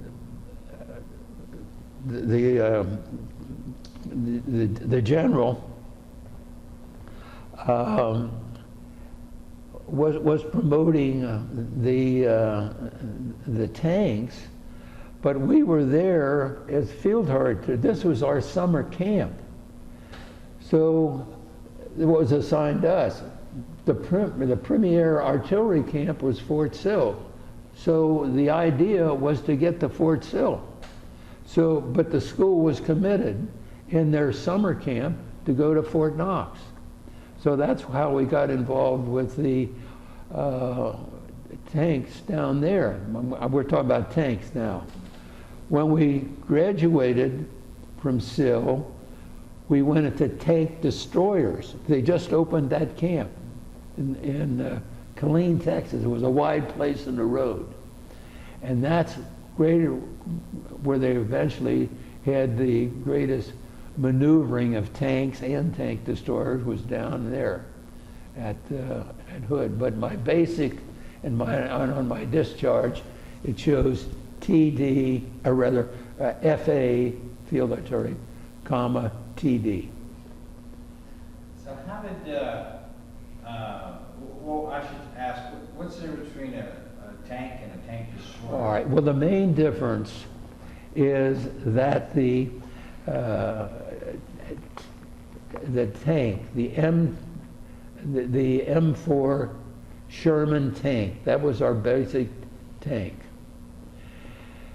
The M10 was basically the same make, except the turret on the M10 was open, which means I could stand up and I could view the terrain, but if they were shelling me, it was open. The tank had a closure on the top, so they could buckle down. So the other thing was, if a German soldier was there, they could toss a grenade and I'd been toast. That's the main. But really the main difference was the gun. The gun in the M10 was like a rifle.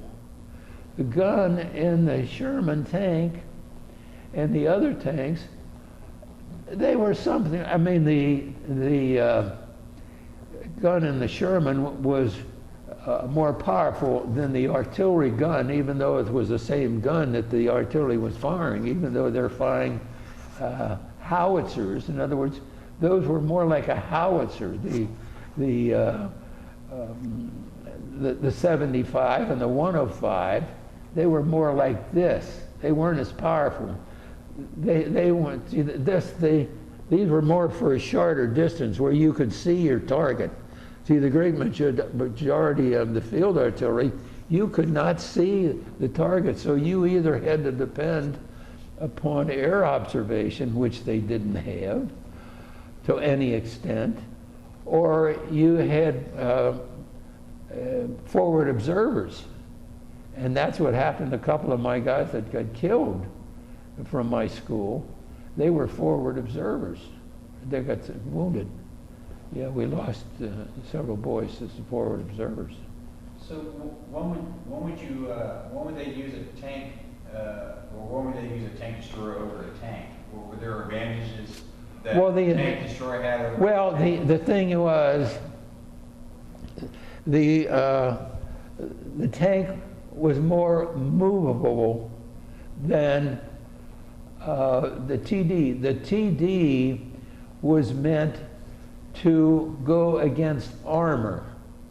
The tank was to go against personnel. In other words, if you can, they were mainly fighting infantry. Of course, tanks had to fight tanks, but none of our tanks could match the German Panther, the German Tiger. They were so much heavier. Their 88 was more powerful than our 90. Why, I don't know, but it was more powerful. Greater penetrating power. Their tank could knock out our tanks within a couple of 100 yards.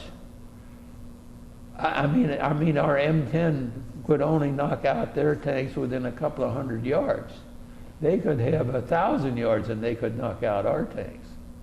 Did you encounter many German tanks at all? My TDs, we encountered them, but as far as I was not in a tank when I was at tank battle. And when you arrived in France, how did you get transported, and where did you have your tank destroyers with you? I mean, Yes, we came in. What were the logistics involved? All right, on the logistics, millions of tons of equipment were over there in England. And I think if you check with Ambrose or Brokaw or any of those fellows that give you the millions of pieces of equipment that we have, that was all stored over there in England before the invasion. Now it gets kind of difficult for me to talk about this, even more so. But we came in on a trying to think of the name of the it had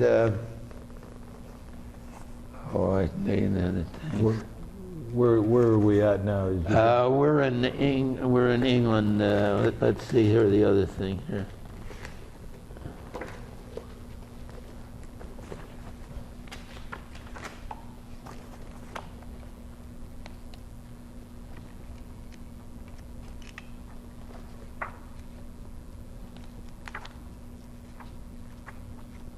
I know it as well as my own name. I'm having a senior moment. Are you cutting it off? No. You're in England? Is that where we're looking for? Yeah, no, God, why can't I think of that daggone thing?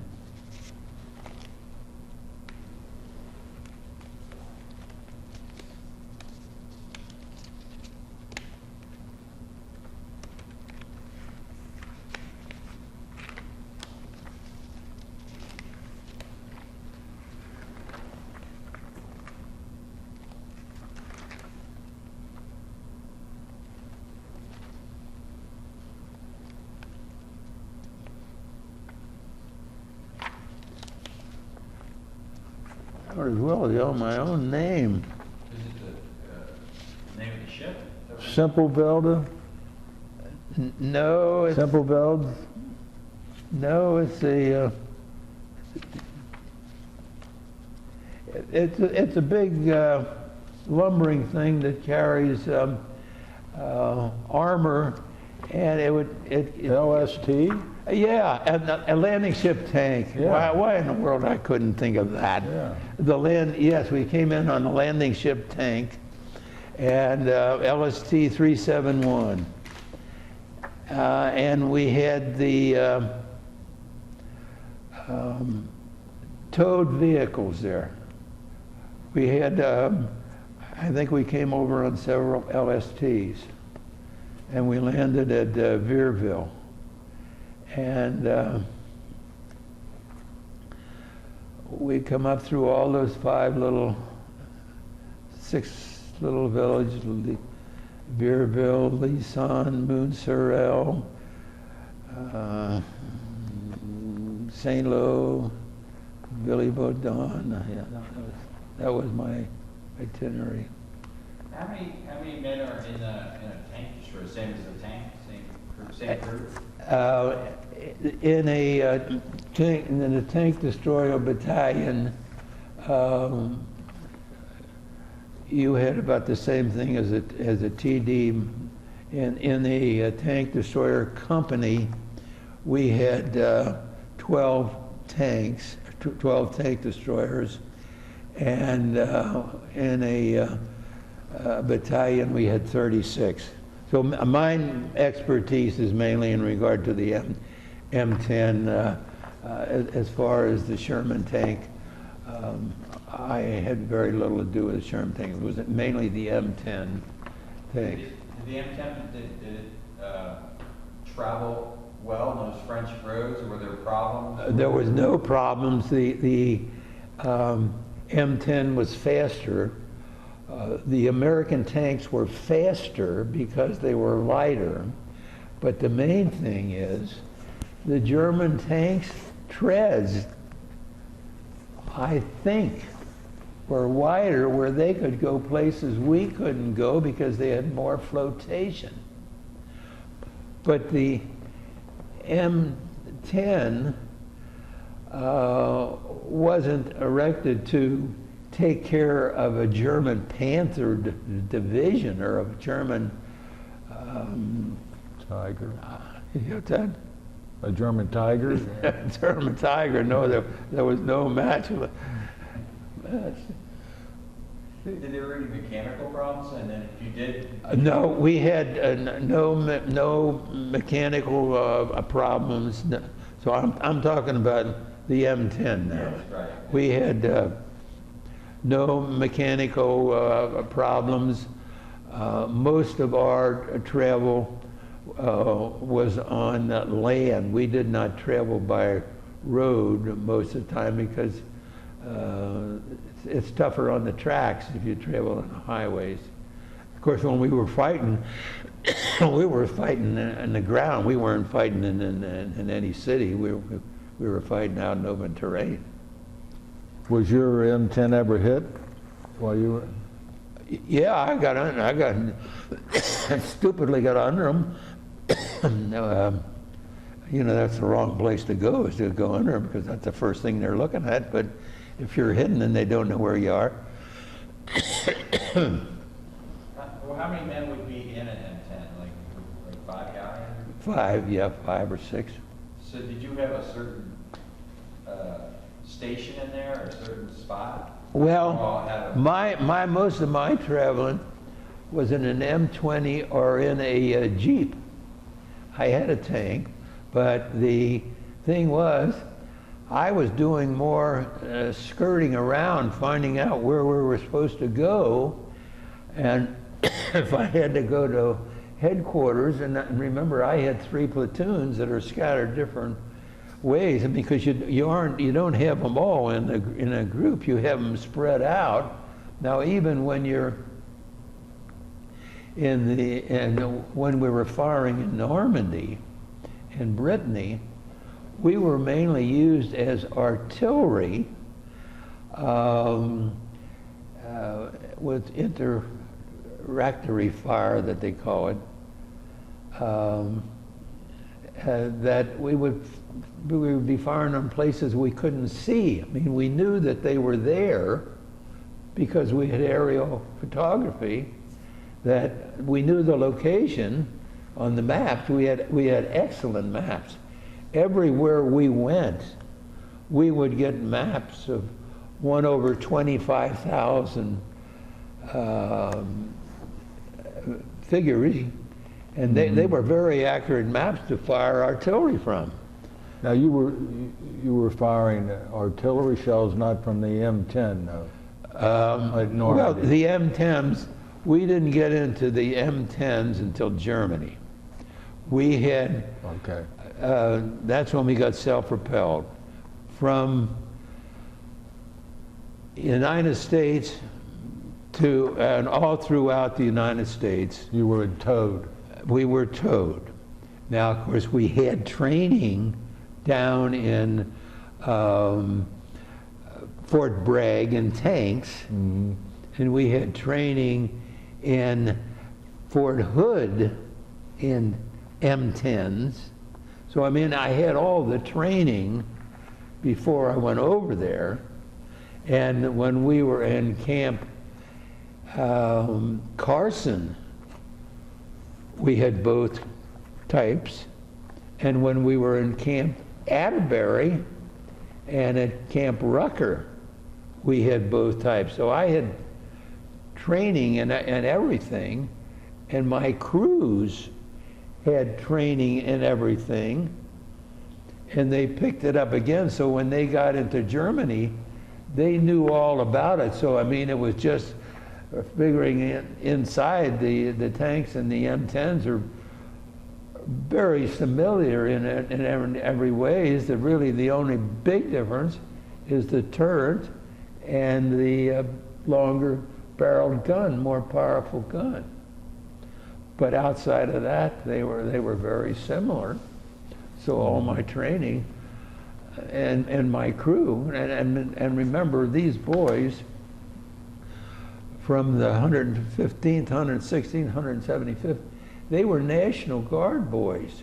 They go all the way back. Now the replacements were from the general pool, but a lot of times they got the replacements that they were cannibalized in the United States, that were sent over, that were trained, you know, but were not over there yet. So when you had 20,234 American casualties, you had a lot. They say, well, how in the world could you have that many casualties?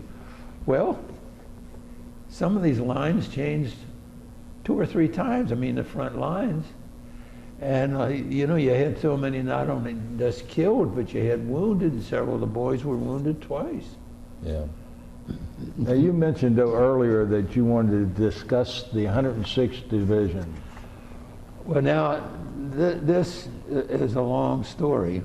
Are you prepared for a long story? Yes. All right, well, now... You want to take a break for a minute? Yeah, why don't we take a break? Yeah, if this, we'll get to, yeah, because you wanted to talk about that. Yeah. All right, we're back, and we're going to take up now where we left off, a discussion about the 106th Infantry Division in World War II, correct? Yes. Well, this story really concerns General Patton's son-in-law, John Waters, and 5 other individuals that I knew.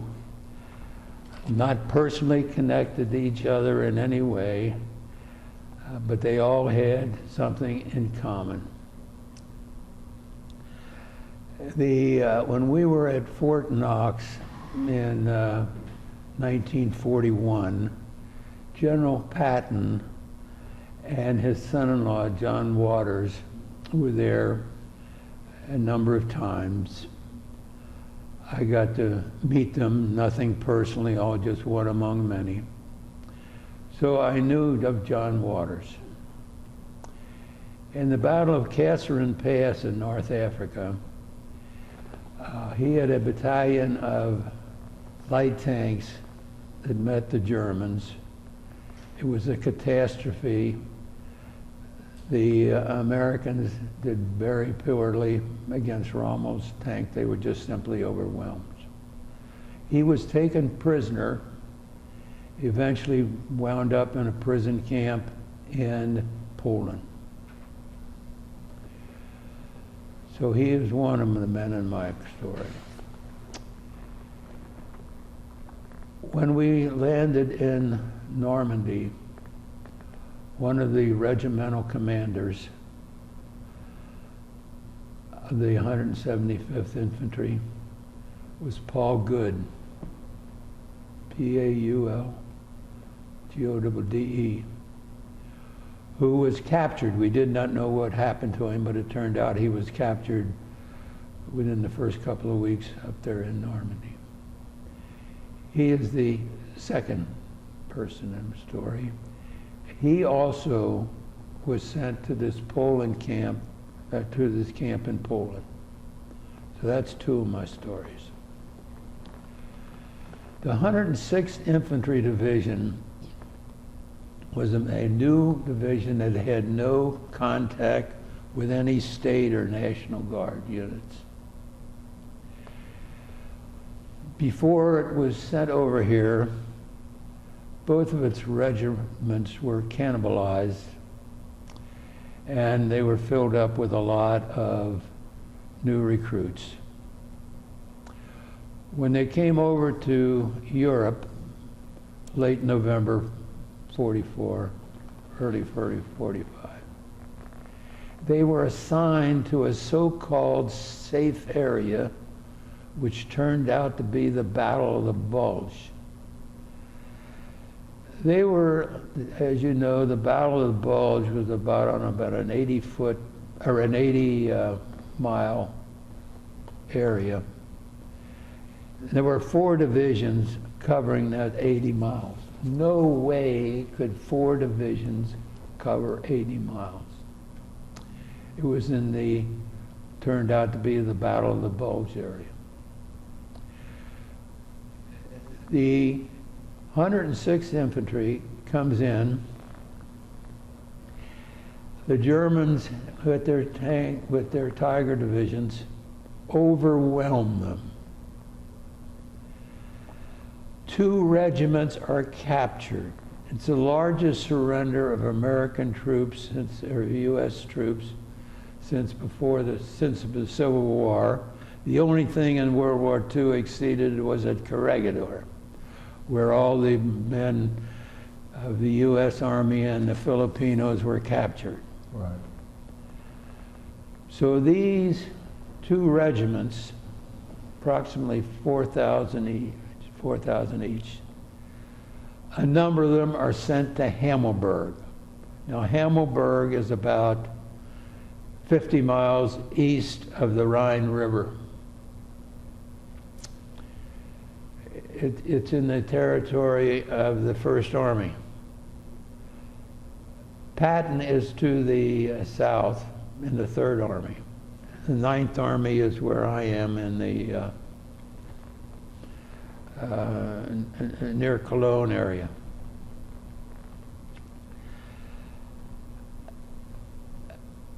Patton learns somehow, probably through the Swiss Red Cross, that his son-in-law is in Poland and that he is being sent to another camp. Well, in the meantime, the 106th, those two regiments are sent to Hammelburg. They're in the Hammelburg. And the Colonel Cavendish, who was in charge of the regiments, becomes the commander, the American commander in this camp at Hammelburg. The camp is run by General von Goeckle, Goeckle, who's in charge of the camp. There's a lot of Serbian and Yugoslavian prisoners there who had been captured earlier in the war. So there's a lot of prisoners in the camp.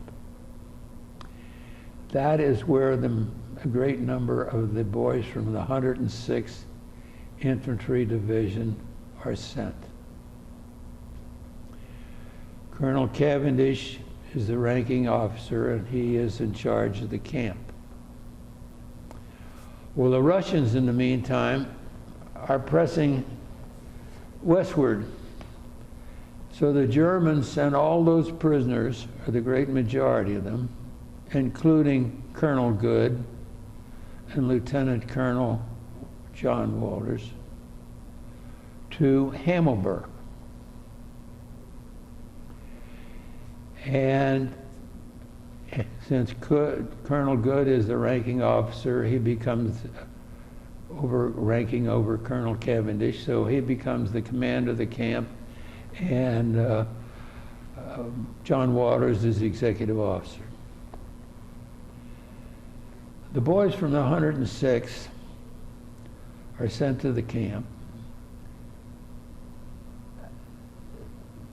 Whether Eisenhower learned about it and told Patton where John Walters was, it's still not known, but anyway, he found out. So what he wanted to do was send a regimental combat team to rescue his son-in-law. Now, no mention is made anywhere of the son-in-law on any reports. So he has one of his associates, a Colonel Schiller, who has been with him since the First World War, to go with him and to work out. Now remember, Patton is in the Third Army. He's got nothing to do with the First or the Third or the Ninth Army. But where the 106th is located and where the boys that he wants to send, the 3rd Armored and the 6th Armored, they are in a different area. So he goes to the Corps commander, Colonel Eddy, who had been under him in the war, that he wants to send this combat team. Well, Eddy wants no part of it. So he turns it over to to General Hogue, who's in charge of the division or of the outfit that Patton wants to send. Well, they don't want to send a full combat team. They only want to agree to send 300 men and about 10 M4 Sherman tanks and about 10, 15 light tanks and some people carriers. Altogether about, well, I don't know the exact amount, but it was not very much, to rescue the son-in-law. Now remember, this is 50 miles beyond American lines. They start off on the east bank of the Rhine. It's about maybe 50 miles east of Frankfurt. And they go hellbound for Hammelburg. Of course, the German divisions are in retreat and everything like this time. The Americans have been across the Rhine. But there's still a lot of Germans within that 50-mile area. So it turns out these boys from the 106 are sent to Hammelburg, and shortly thereafter, Colonel Good and the son-in-law are sent to the same camp, and Colonel Good is the ranking colonel. He becomes the American in charge of that camp. So Patton sends his emissary, Colonel Good, to try and talk to them to send this task force. And they don't agree. They agree that they'll send 300 men in these vehicles. Well, they go hell-bent for it, encountering very little resistance, but at the same time, I mean, the Germans are all up near the Rhine area, or else they're retreating back. But they're nearby there is a camp that the Germans had used for non-commissioned officers. A lot of those boys that were coming back from Russia were sent to that camp, you know, the privates and things like that, to develop to be a corps of non-commissioned officers. So that camp was within 3 or 4 miles of Hammelburg. Now, they go hell-bent to reach the camp, which they do. They reach the camp. There's about 5,000 prisoners there. So the negotiation between the task force, now the task force, as I mentioned before, was very small. It was in charge of an Abraham Baum. Abraham Baum. Now, you can imagine what these prisoners felt when they send a small task force like this. Baum, a number of his men were wounded, and some of them were killed.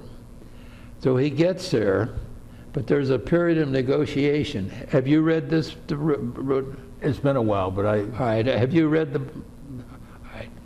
So when they get there, it's starting to get dark, and in the meantime, they're getting artillery fire from this other camp. They haven't come up there yet, but they're getting artillery fire because they sent out scouts how to get back, because they don't know how they're going to get back. They got maps to go up. So anyway, it turns out that Guerre wants both the commander and the executive officer there when this truce is signed. And the colonel is not in that particular area, so they send a German officer to bring him. And there's a German sentry that doesn't know about this conference for releasing Colonel Walters. So he's in the back of a fence, and he sees him walking down. He didn't know who was a prisoner, whether Walters was a prisoner or whether this German captain was a prisoner. So he shoots Walters in the hip. So he's unable to get out of the camp. So the whole purpose was to rescue him. And of course, everybody's highly incensed the idea that they send such a small force to rescue this one guy. Of course, the big story was it wasn't to rescue him, it was for this task force to see how far they could go. So the Colonel Good says, we'll divide them up in 3. We'll have the boys that think that they can get back to the camp on the task force, or will those that think they can go on their own, and the rest will go back to the camp because the Americans are going to come here within 2 or 3 weeks. So the great majority say, well, we're safe here. We know we're going to be rescued because we got it on the radio. They had somehow secreted a radio in there. So the majority are going to stay in the camp. Another group said, well, we'll try and get out with the American task force. They got here, maybe we can get back. And the other group, there were only about maybe 100 to 150, said, we'll take out on our own. So by this time, this non-commissioned camp, those boys come in, no way can Baum get his task force more than a couple of miles. So they go back to the camp. Now, of course, they got one Serbian doctor here who does a miracle in taking care of the hip, who was very lucky he didn't get his backbone. Now, of those boys that came back, there were only about 8 or 10 that made it back.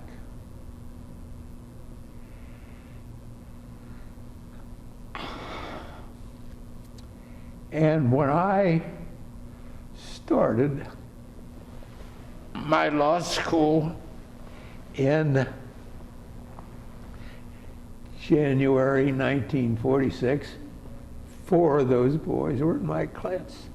Is that right? That's my coincidence. Now what had happened, these 4 boys, one was John Mason, who was the head of the court index, eventually became, another was Bruce Fisher, who was with the Fisher, some kind of company up there on right near the Obzendepke. He took over that company. Next one was Joe Hirth, who eventually became the attorney for the Kroger Company. And next one was Lee Harrith, who represented a number of collection companies. So those 4 boys were in my class. So what are the odds? See, what had happened, these boys had been up in UC in either whenever they drop the bombs, what do we call that? ROTC, Air Force ROTC. No, not the Air Force, the other one that I mentioned in the first place. The National Guard? The one was for the, in case, well, anyway, that was another branch of the ROTC. Okay. I mentioned it when we first started. All right. They were in that branch, and they had no need for, they're dropping on ports. What do you call those men that defend ports? Oh, Coast Artillery. Coast Artillery. They had been in the Coast Artillery, and they had no need for the Coast Artillery. So those boys are ending up, the advantage was that they got to go through OCS right away, and they got their commission.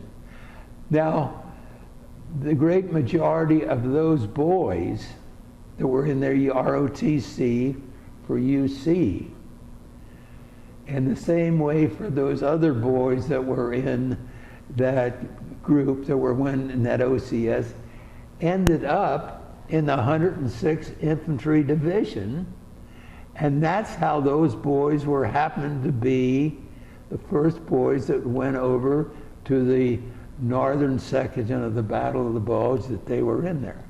So what are the odds of my knowing all those guys? Not well, I mean, I didn't know them. And the further thing was that this Joe Hirth made friends with some of these Serbians. They would trade food and things like that the Americans got from the Red Cross or something like that. These boys, these Serbian and Yugoslavians, they had been there in the very first start of the war, when Hitler invaded those Sudetenlands and all that stuff over there to the east. So they made friends with them, and Joe got one of those fellas that was an officer wanted to come to the United States, and Joe got him a job working on his father's farm up there in Butler County. And the guy eventually married Ted Klaczewski's sister. So, I mean, I don't want all this to go out in the world, but I mean, it just, that's my story, coincidence. So that's what I'm writing, see. Yes. But it didn't come out until later about this. The main purpose of this thing was to rescue the son-in-law. I mean, that was soft-pedaled because that was a big scandal. Why would you send that many men to rescue one man? It's in a book. It's on the road to Himmelberg. You certainly should read it. Yeah. And the other book you should read is The Bedford Boys. Yes. It's in the library. You may have to wait in line to get the book.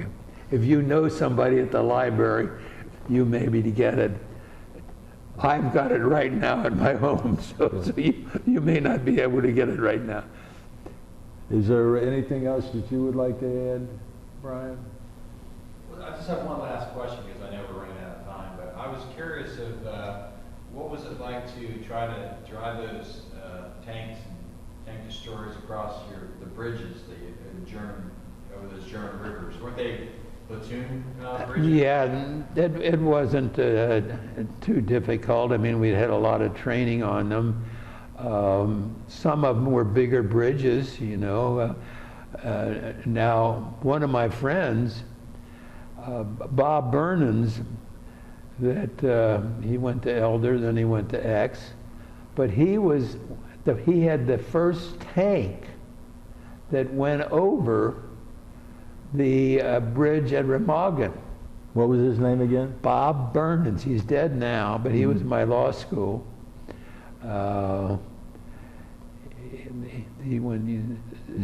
March of 45. Yeah. Well, see, there were the 3 law schools. Of course, you know, the 3 different groups, but mine was the first one. But those 4 fellows were in the class of January of 46. So that's the story I'm writing. Now, it's just like this is for my own information. Now, on these books, as I said, I made them for my own because I quoted a lot of things about it, reports and things like that, but I got a denial in the first couple of pages. You know, because I don't want to say, you know, using my name or something like that. I learned that from the law school right away, but so I don't want to have anything quoted that is not the truth. Well, at this time, it's my pleasure and honor to say I want to thank you for this interview and thank you for your service to our country. Well, if I had an orange, I'd give it to you.